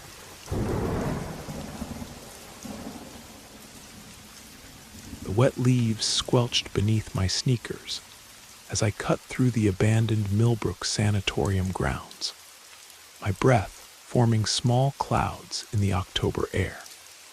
I shouldn't have been there. Everyone in town knew the old mental hospital was off limits, but it was the fastest way home from my late shift at the gas station. The chain-link fence had a hole just big enough to squeeze through, and I'd been using this shortcut for weeks without incident. Tonight was different, though. The fog rolled thick between the skeletal trees, making the crumbling buildings appear and disappear like ghosts. My phone's flashlight barely cut through the murky darkness, its weak beam dancing across broken windows and peeling paint. The main building loomed ahead, a massive Victorian structure that had housed the mentally ill for over 60 years before closing in 1987. As I hurried along the overgrown path, something made me stop. A sound, faint but unmistakable, the distant melody of a music box, tinkling through the silence like a child's lullaby played in reverse. I stood frozen, listening. The melody was coming from inside the sanatorium. That's impossible, I thought. The place has been empty for decades. But there it was again, clearer now. A haunting tune that seemed to drift from the upper floors, carried on the wind like a memory that refused to die. My rational mind told me to keep walking, to get home, to forget what I'd heard. But something deeper, something I couldn't name, pulled me toward the building. The front entrance hung open, its heavy wooden doors sagging on rusted hinges. The music box melody grew louder as I approached, drawing me in like a siren's song. I stepped inside, my footsteps echoing in the cavernous lobby. The air smelled of mold and something else, something sweet and medicinal that made my stomach turn. "Hello," I called out, my voice swallowed by the darkness. "Is someone there?" The music stopped. In the sudden silence, I could hear my heart pounding. I raised my phone higher, its light revealing a grand staircase that curved up into shadow. The walls were covered with peeling wallpaper that might have once been cheerful, but now hung in strips like diseased skin. Water stains spread across the ceiling like dark bruises. Then I heard footsteps above me. Slow, deliberate steps moving across the floor overhead. I should have left then. Every instinct screamed at me to turn around and run. But instead, I found myself climbing the stairs, each step creaking under my weight. The air grew colder as I ascended, and I could see my breath more clearly now, small puffs of white in the beam of my phone. The second floor stretched out before me in a long corridor lined with patient rooms. Most of the doors stood open, revealing glimpses of rusted bed frames and overturned furniture. But one door, halfway down the hall, was closed. Light flickered beneath it, not electric light, but the warm, unsteady glow of candles. The music box started again. It was coming from behind that closed door. My feet carried me forward against my will, as if the melody itself was pulling me along. The closer I got, the more details I could make out. The door was painted white, though most of the paint had chipped away. A small placard hung beside it, the words barely legible in the dim light. "Patient Room 23, Dr. Helena Ashworth." I reached for the handle, my hand trembling. The metal was ice cold, so cold it burned my palm, but I turned it anyway. The door swung open to reveal a room frozen in time. A four-poster bed sat in the center, its white sheets pulled tight and tucked with military precision. Candles flickered on every surface, the windowsill, the dresser, the small table beside the bed. And there, on the nightstand, was an antique music box, its tiny ballerina spinning slowly as the haunting melody played. But it was what sat on the bed that made my blood freeze. A woman in a white hospital gown, her back to me, brushing her long gray hair with slow, methodical strokes. She was humming along with the music box, her voice barely a whisper, but somehow filling the room. She didn't seem to notice I was there. "Excuse me," I managed to say, my voice cracking. "You shouldn't be here. This place is dangerous." The brushing stopped, the humming stopped, but the music box continued its eerie tune. Slowly, so slowly I could hear the rustle of fabric. The woman turned around. Where her face should have been, there was nothing but shadow. A deep, impenetrable darkness that seemed to swallow the candlelight. But I could feel her looking at me, studying me with invisible eyes. "You shouldn't be here either, Marcus," she said, and her voice was like autumn leaves scraping across concrete. "But you are, just like all the others." How does she know my name? I stumbled backward, my phone slipping from my nerveless fingers and clattering to the floor. The light went out, plunging the room into the dancing glow of candlelight. In that flickering illumination, I saw things that couldn't be there. Other figures sitting in chairs that hadn't been there moments before, all dressed in the same white hospital gowns, all faceless. "Welcome home," they said in unison, their voices overlapping like a chorus of the damned. I ran. I burst out of the room and sprinted down the corridor, not caring about the noise I was making. Behind me, I could hear them following, not running, but walking with that same slow, deliberate pace. Their footsteps echoed in perfect synchronization, like a marching band of the dead. I reached the staircase and took the steps 3 at a time, my hands sliding along the banister for balance. The lobby appeared below me, and I could see the open doors leading back to the outside world. Freedom was just 20 feet away. But as I reached the bottom of the stairs, the doors slammed shut. The sound echoed through the building like a gunshot, and I heard the heavy thunk of a deadbolt sliding into place. I threw myself against the doors, pushing and pulling, but they wouldn't budge. The wood felt warm under my hands, as if the building itself was alive and breathing. "There's no leaving once you've seen us," came a voice from the staircase. I spun around to see the faceless woman standing at the top of the stairs, still in her white gown, still holding her hairbrush. The other figures flanked her like a pale army, their empty faces all turned toward me. "We've been waiting so long for someone to find us," she continued, beginning her descent. "Someone to remember what happened here." "I don't know what you're talking about," I said, backing against the doors. "I don't know anything about this place." She laughed, a sound like breaking glass. "Oh, but you do, Marcus. Your grandmother worked here, Dr. Margaret Chen. She was here the night it all went wrong." The name hit me like a physical blow. My grandmother's maiden name had been Chen, and she had been a doctor, but she died when I was 7. She'd never talked about her work, and my family had always said she'd worked at the regular hospital in town. "That's impossible," I whispered. "Is it?" The woman was halfway down the stairs now, and I could see that her hospital gown was stained with something dark. "She was here the night of November 15th, 1986, the night of the incident." Images flashed in my mind, not memories, but something else. Something inherited, passed down through blood and bone.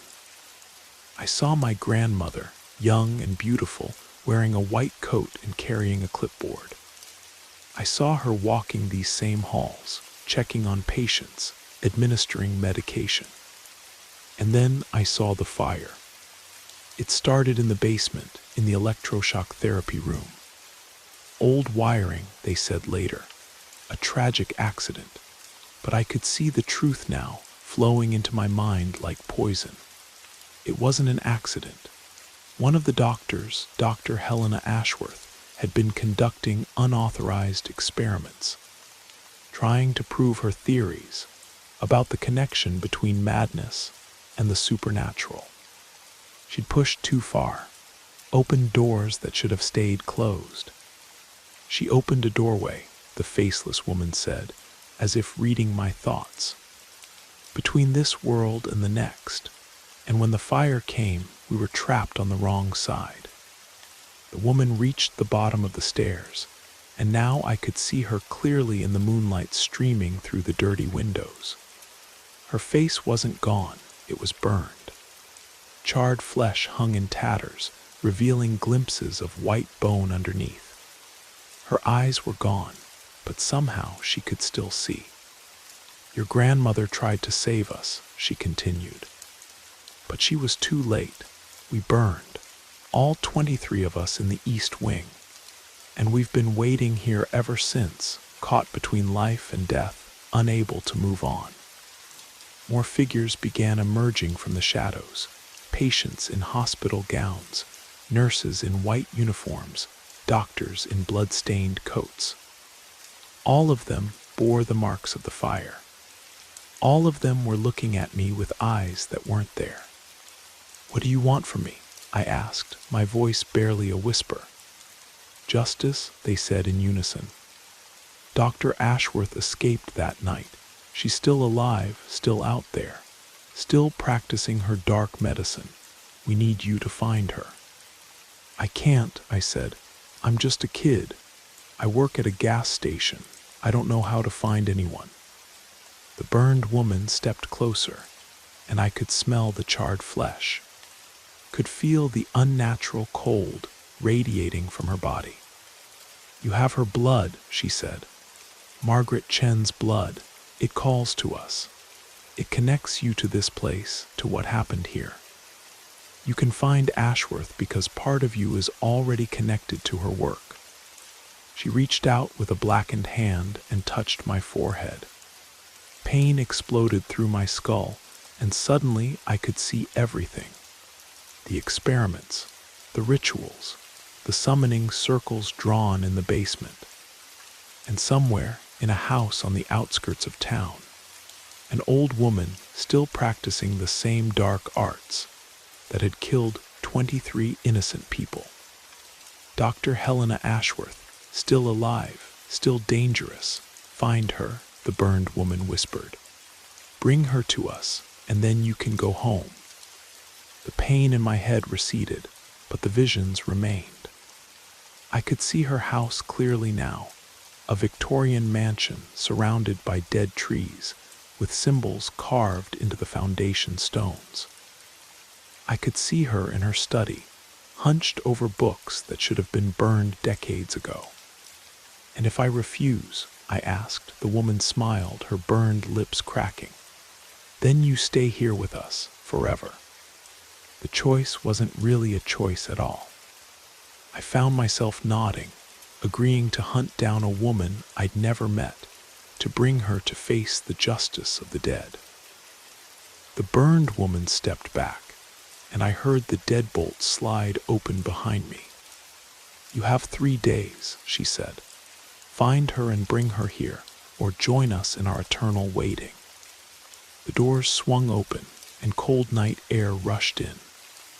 I stumbled outside, gasping, my legs barely able to carry me. When I looked back, the sanatorium was dark and silent, as if nothing had happened.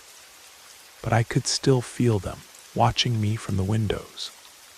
I walked home in a daze, my mind reeling from what I'd experienced. By the time I reached my apartment, I'd almost convinced myself it had been a hallucination, a stress-induced breakdown from working too many double shifts. But when I looked in the bathroom mirror, I saw the handprint on my forehead. 5 charred fingerprints burned into my skin like a brand. I had 3 days to find Dr. Helena Ashworth. The clock was ticking. I spent the next morning at the library, digging through old newspaper archives and city records. The librarian, Mrs. Patterson, knew my grandmother and was happy to help when I said I was researching family history. What I found chilled me to the bone. Dr. Helena Ashworth had been the head of psychiatric research at Millbrook Sanatorium from 1975 until the fire.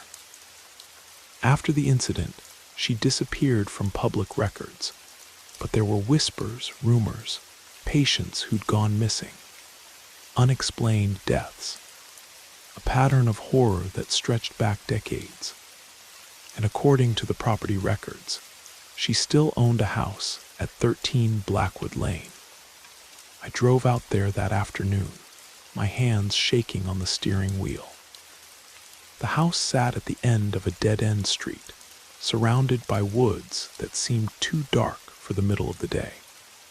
It was exactly as I'd seen in my vision. A sprawling Victorian mansion with boarded windows and symbols carved into the stone foundation. I parked across the street and watched the house for an hour, building up my courage. There were no signs of life, no lights, no movement, no car in the driveway. But I could feel something waiting inside, something aware of my presence. Finally, as the sun began to set, I saw her. She emerged from the back of the house, walking slowly across the overgrown yard. She looked exactly like what she was, a woman in her 90s, bent with age, her white hair hanging in thin wisps around her face. She wore a faded house dress and carried a canvas bag. But there was something wrong with the way she moved. Too fluid, too purposeful. And when she turned in my direction, I saw her eyes. They were completely black. Not just the pupils, but the entire eye, as if they'd been filled with ink. She smiled at me across the distance, and I knew she knew why I was there. Doctor Helena Ashworth was waiting for me. I got out of my car slowly, my legs feeling like lead. She didn't move, just stood there in her yard, smiling that horrible smile. As I crossed the street, I could hear her humming, the same tune from the music box. "Marcus Chen," she said as I approached. Her voice was like honey poured over broken glass. "I've been expecting you." "You know why I'm here," I said, surprised by how steady my voice sounded. "Oh yes," she said, setting down her bag. "The burned ones have finally found a messenger. How delightful. It's been so lonely all these years, knowing they were trapped in that place, unable to reach me." "You killed them," I said. "I freed them," she corrected. "From the prison of flesh, from the limitations of the mortal world. They should be thanking me." She began walking toward me, and I noticed that her feet didn't quite touch the ground. She was floating, just inches above the dead grass. "Your grandmother understood," she continued. "Margaret was brilliant. She could have helped me complete my work if she hadn't been so squeamish about the methods." "What work?" I asked, though part of me already knew. "Opening the doors," she said. "Breaking down the barriers between the worlds of the living and the dead. Imagine the possibilities, Marcus.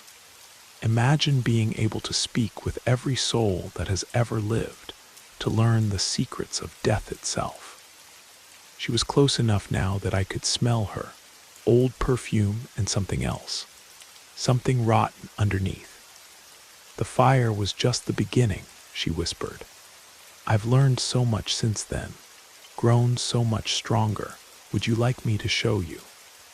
Before I could answer, she reached out and grabbed my wrist.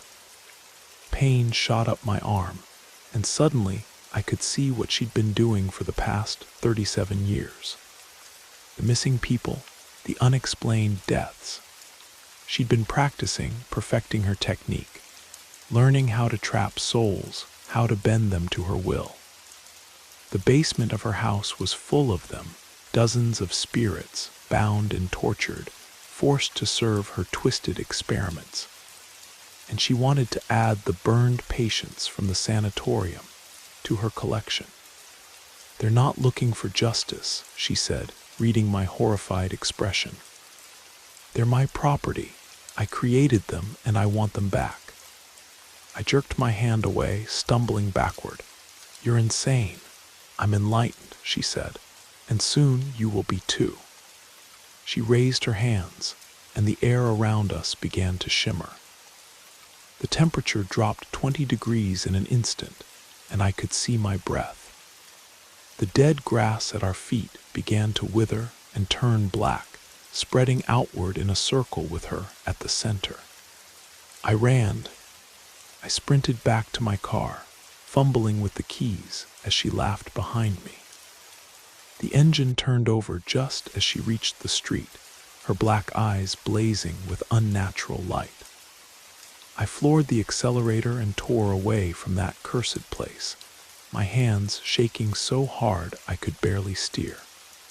But I knew she would follow me, and I knew exactly where she was going, back to the sanatorium, back to claim her victims. I had to get there first. I had to warn them somehow, though I wasn't sure how you warn the dead about the living. The sun had set by the time I reached Millbrook Sanatorium.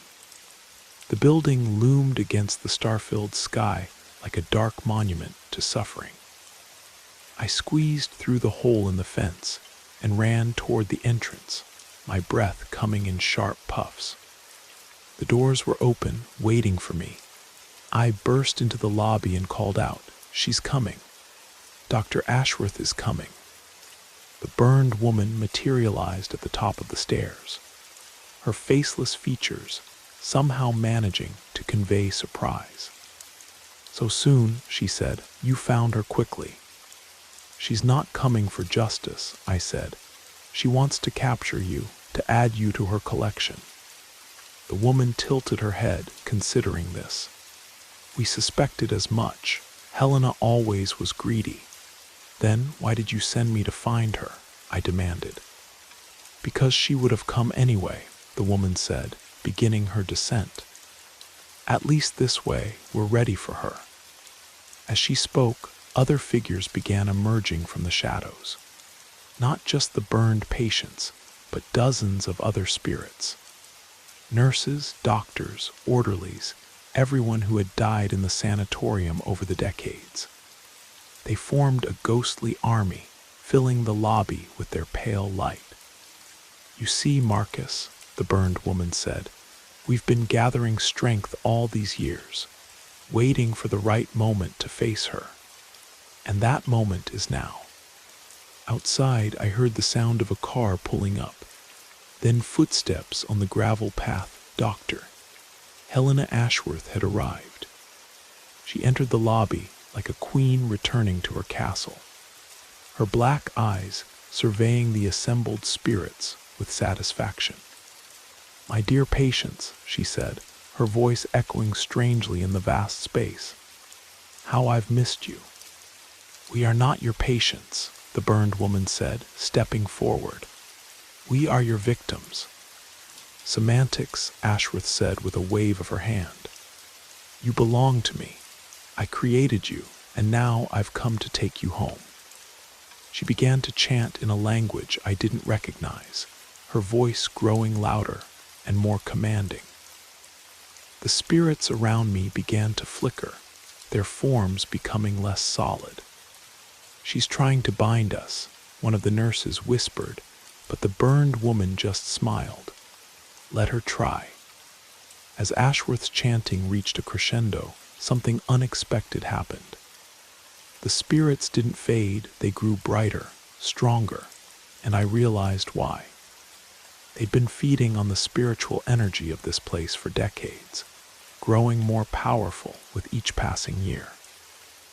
Ashworth thought she was dealing with the same weak, confused souls she'd left behind 37 years ago. She was wrong. Our turn, the burned woman said.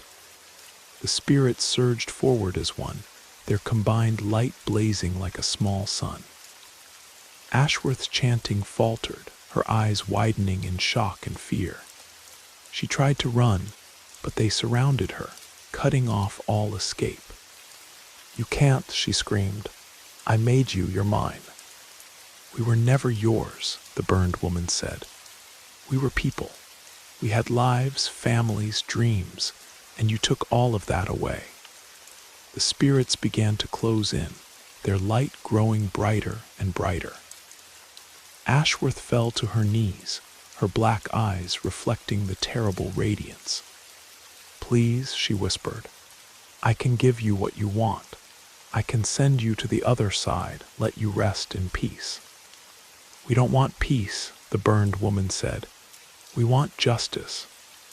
The light reached a blinding intensity, and I had to close my eyes. When I opened them again, Dr. Helena Ashworth was gone. In her place stood a new spirit, an old woman in a tattered house dress, her black eyes now normal brown, filled with confusion and terror. What have you done? She whispered. What you did to us, the burned woman replied. We've trapped your soul just as you trapped ours. But unlike you, we're not cruel. We won't torture you. We'll simply keep you here with us forever. The new spirit, the soul of Helena Ashworth, let out a wail of despair that seemed to shake the very foundations of the building. Then she faded into the background with the others, just another lost soul in the sanatorium's collection. The burned woman turned to me, and for the first time, I could see something like peace in her ruined features. It's finished, she said. She can't hurt anyone else now. What about you? I asked. What happens to you now? We stay, she said simply. This is our home now. We've made our peace with that. She walked over to me and placed a gentle hand on my shoulder. Where she touched, The burned handprint on my forehead began to fade. "Thank you, Marcus," she said.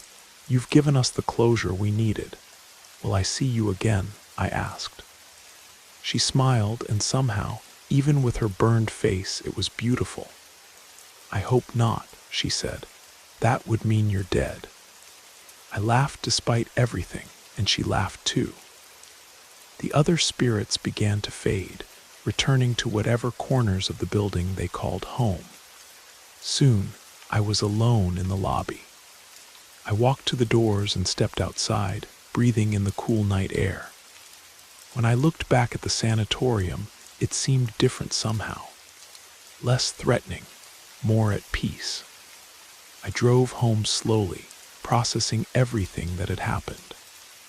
By the time I reached my apartment, the handprint on my forehead had completely disappeared. There was no physical evidence of what I'd experienced. But I would never forget. Sometimes, late at night, I still think about them, the spirits of Millbrook Sanatorium. I like to imagine them at peace now, no longer bound by anger and pain, but free to exist in their own way. And sometimes, when the wind is just right, I swear I can hear that music box playing in the distance. A lullaby for the dead. A song of justice finally served.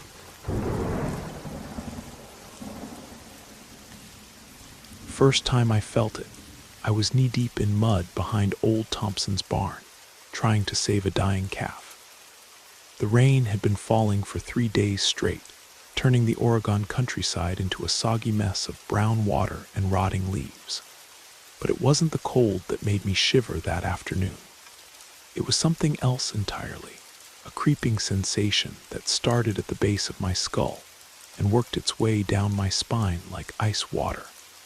A veterinarian. I've seen animals die before, seen them suffer in ways that would make most people sick. But this calf was different. Its eyes rolled back, showing only the whites, and its mouth frothed with a thick, black substance that smelled like sulfur and decay. When I touched its flank, trying to find a pulse, the skin felt wrong, too cold, too soft, like it was already decomposing. The calf died in my arms, and as its last breath escaped, I could have sworn I heard it whisper something. Not a sound an animal could make, but actual words, spoken in a voice that sounded almost human. Almost, I told myself it was just the wind, just my imagination playing tricks on me after too many long nights and too much coffee. But deep down, I knew something had changed. Something inside me had shifted, like a door had been opened that should have stayed locked. The drive home through the winding forest roads felt longer than usual. The towering Douglas firs seemed to lean inward, their branches reaching across the asphalt like gnarled fingers. My hands trembled on the steering wheel, and I had to pull over twice to catch my breath. The dashboard clock read 7:32, but the forest was already dark, shrouded in shadows that seemed to move and writhe between the trees. That night, I couldn't sleep. Every time I closed my eyes, I saw that calf's face, its rolling eyes, its frothing mouth. But worse than the memory was the feeling, that creeping, crawling sensation that something was burrowing its way through my body, working its way into my bones. I got up and looked at myself in the bathroom mirror. My reflection stared back, but something was wrong. My skin looked pale, almost translucent, and there were dark circles under my eyes that hadn't been there before. When I reached up to touch my face, I could swear I saw something moving beneath the surface. A shadow, a ripple, like water disturbed by an unseen stone. The next morning brought no relief. If anything, the symptoms had gotten worse. My head pounded with a rhythm that seemed to match my heartbeat, and my body felt heavy, sluggish, like I was moving through thick honey. The veterinary clinic in downtown Millbrook seemed impossibly far away, even though it was only a 15-minute drive from my house on Elm Street. My assistant, Rachel, noticed immediately. She'd been working with me for 3 years, and she knew when something was wrong. "Doc, you look terrible," she said as I stumbled through the front door. "Maybe you should go home, get some rest." But I couldn't go home. Not yet. There were animals that needed help, and despite whatever was happening to me, I had responsibilities. I pushed through the morning appointments, a routine checkup for a golden retriever, vaccinations for a litter of kittens, a torn ear on a barn cat that had gotten into a fight. But with each animal I touched, the sensation grew stronger. It was like they could sense something wrong with me, something that made them nervous, agitated. The golden retriever, usually friendly and calm, growled and backed away from me. The kittens hissed and spat, their tiny claws extended. Even the barn cat, sedated and half-conscious, struggled against my touch. By noon, I was exhausted. The headache had become a constant, throbbing pain that made it hard to think clearly. My skin felt hypersensitive, every touch burning like fire. But the worst part was the whispers. They started as just a faint murmur, like voices heard through a wall. But as the day wore on, they grew louder, more distinct. I couldn't make out the words, but the tone was clear, urgent, demanding, almost angry. The voices seemed to come from everywhere and nowhere, echoing in my ears even when I was alone. I made it through the rest of the day somehow, but by closing time, I was barely functioning. Rachel offered to drive me home, but I waved her off. I needed to be alone, needed to figure out what was happening to me. The drive home was a nightmare. Whispers grew louder, more insistent, and I kept seeing things in my peripheral vision, shadows darting between the trees, shapes moving just beyond the reach of my headlights. Twice, I had to pull over and wait for my vision to clear, my hands shaking so badly I could barely hold the steering wheel. When I finally made it home, the house felt different. The air was thick, oppressive, like the atmosphere before a thunderstorm.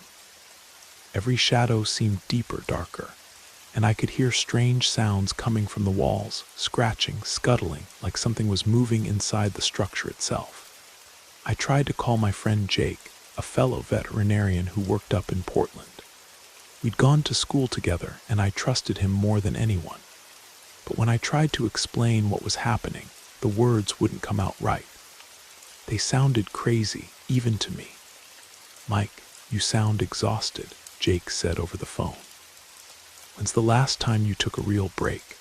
You've been working yourself to death for months." But it wasn't exhaustion. It was something else, something that was eating away at me from the inside out. I could feel it in my bones, in my blood, in the very core of my being. Whatever had been in that calf, whatever had whispered to me in its dying breath, it was inside me now. That night, I didn't even try to sleep. I sat in my living room, all the lights on, watching the shadows dance on the walls. Whispers were constant now, a low murmur that seemed to come from the house itself.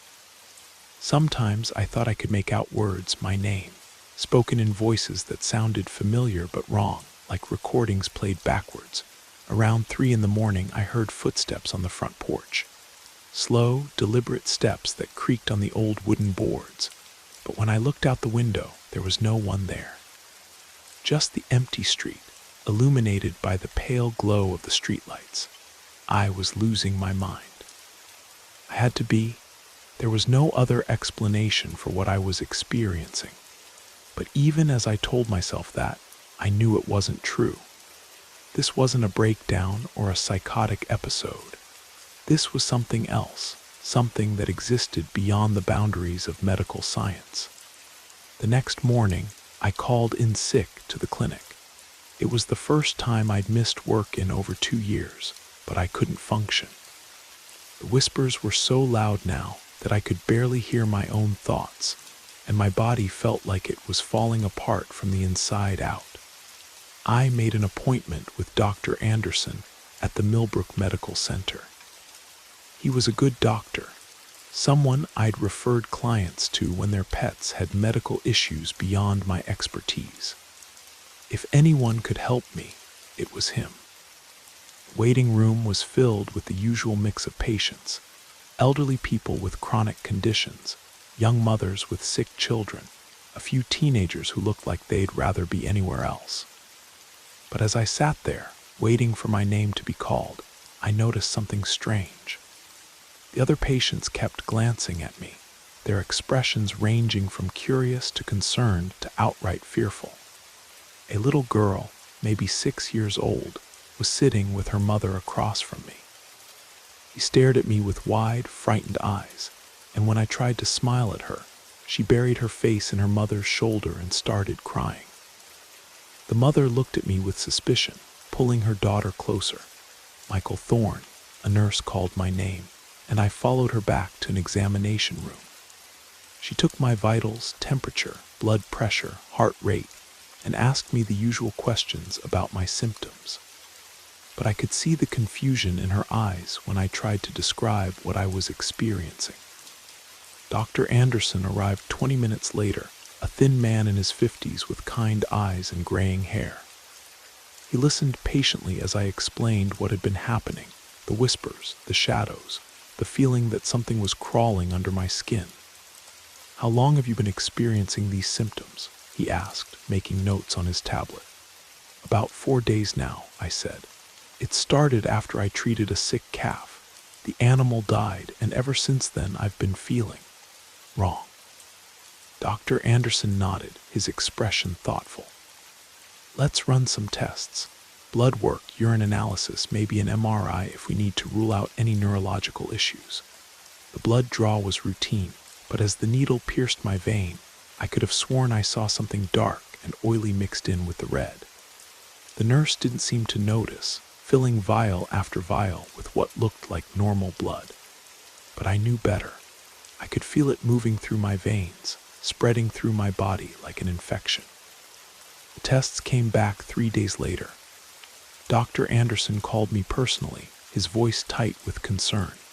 "Mike, we need to talk. Can you come in today?" I drove to his office in a daze. The whispers had grown so loud that I could barely concentrate on the road. Twice, I had to pull over when my vision blurred, and I thought I was going to pass out. Dr. Anderson was waiting for me in his office. My test results spread across his desk. I looked up as I entered, and I saw something in his eyes that made my stomach drop fear. "Mike, I'm going to be straight with you," he said. "We found something in your blood, something I've never seen before." He pulled up an image on his computer screen, a microscopic view of blood cells. But mixed in with the normal red and white cells were something else, something that looked like tiny black threads, writhing and moving through the plasma. "What is it?" I asked, though I wasn't sure I wanted to know the answer. "I don't know," Dr. Anderson admitted. "I've sent samples to the CDC, to specialists at Johns Hopkins. No one has seen anything like this before. It's not a virus, not a bacteria, not a parasite. It's something else entirely." I stared at the screen, watching those black threads move through my blood like living things. They seemed to pulse with their own rhythm, spreading through the sample like an infection. But more than that, they seemed aware, purposeful, like they knew they were being watched. "Is it killing me?" I asked Dr. Anderson was quiet for a long moment. "I don't think so," he said finally. "Your vital signs are stable, your organ function is normal. But Mike, whatever this is, it's changing you. I can see it in your blood chemistry, in the way your cells are responding. It's like your body is being transformed." That night, I sat in my living room, staring at the walls as the whispers grew louder. They were clearer now, more distinct, and I could finally make out some of the words. They were speaking in a language I didn't recognize, but somehow I understood their meaning. They were calling to me, these voices, calling me to join them, to become part of something larger, something that existed beyond the boundaries of human understanding. And the terrible truth was, part of me wanted to answer. I looked at my hands, and in the dim light of the living room, I could see those black threads moving just beneath the surface of my skin. They writhed and pulsed, spreading through my body like a network of living wires. And with each pulse, I felt myself changing, becoming something that was no longer entirely human. The transformation was accelerating. I could feel it in my bones, in my blood, in the very core of my being.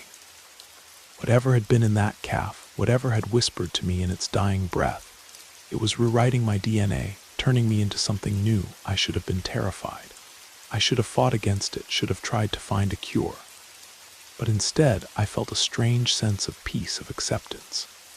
The whispers were becoming clearer, more beautiful, and I was beginning to understand their true purpose. They weren't trying to kill me.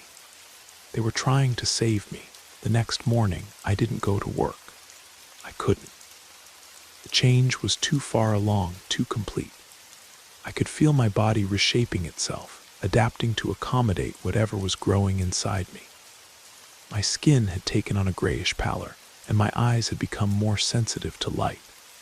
When I looked in the mirror, I barely recognized myself. Rachel called, worried about my absence.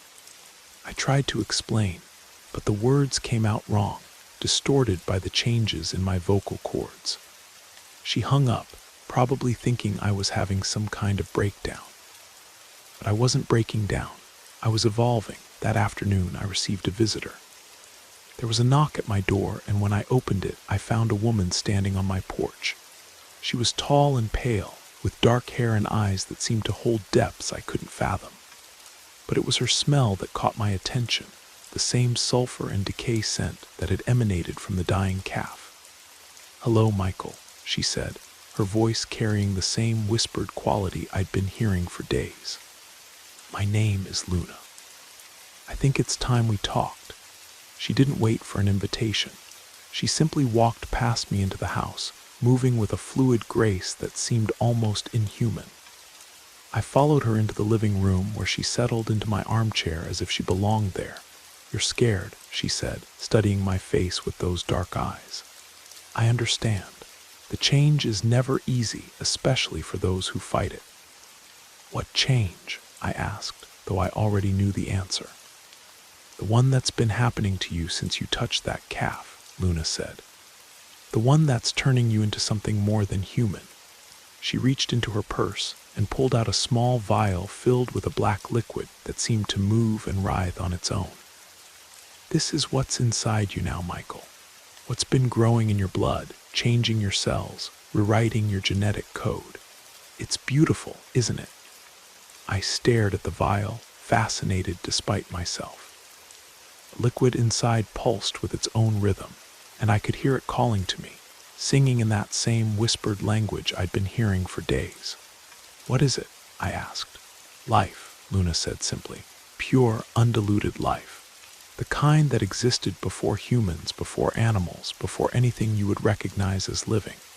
It's been waiting, sleeping in the deep places of the earth, until someone like you came along to wake it up." "Someone like me? A healer," she said. "Someone who spends their life caring for other living things, someone whose body is already attuned to the rhythms of life and death. You were perfect for what we needed." Luna smiled, and I saw that her teeth were too sharp, too white. "The others who have been changed. There are dozens of us now, scattered across the country. We're the first, the pioneers of a new kind of existence. And now you're going to join us." I wanted to run, to fight, to resist whatever was happening to me. But my body wouldn't obey.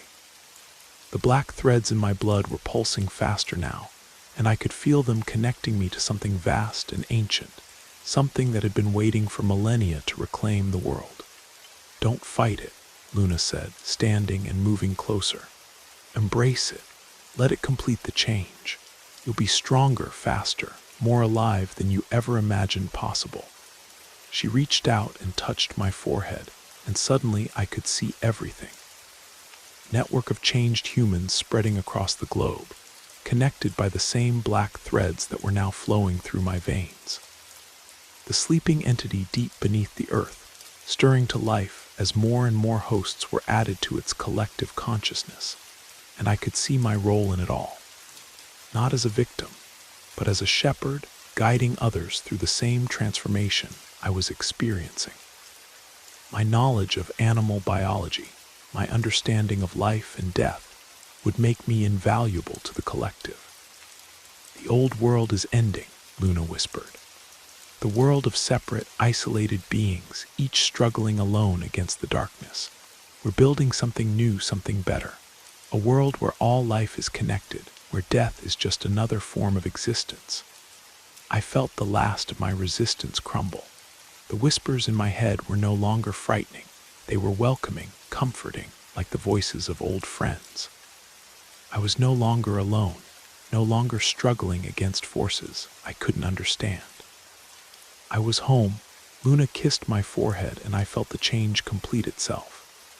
My body stopped hurting, stopped fighting against the transformation. The black threads in my blood settled into their new patterns, and I could feel my consciousness expanding, connecting to the vast network of beings that were no longer quite human. "Welcome to the family," she said, smiling that sharp-toothed smile. "Now, let's go find the others." 3 weeks later, Dr. Anderson received a call from the CDC. The blood samples he'd sent had been analyzed, and the results were disturbing.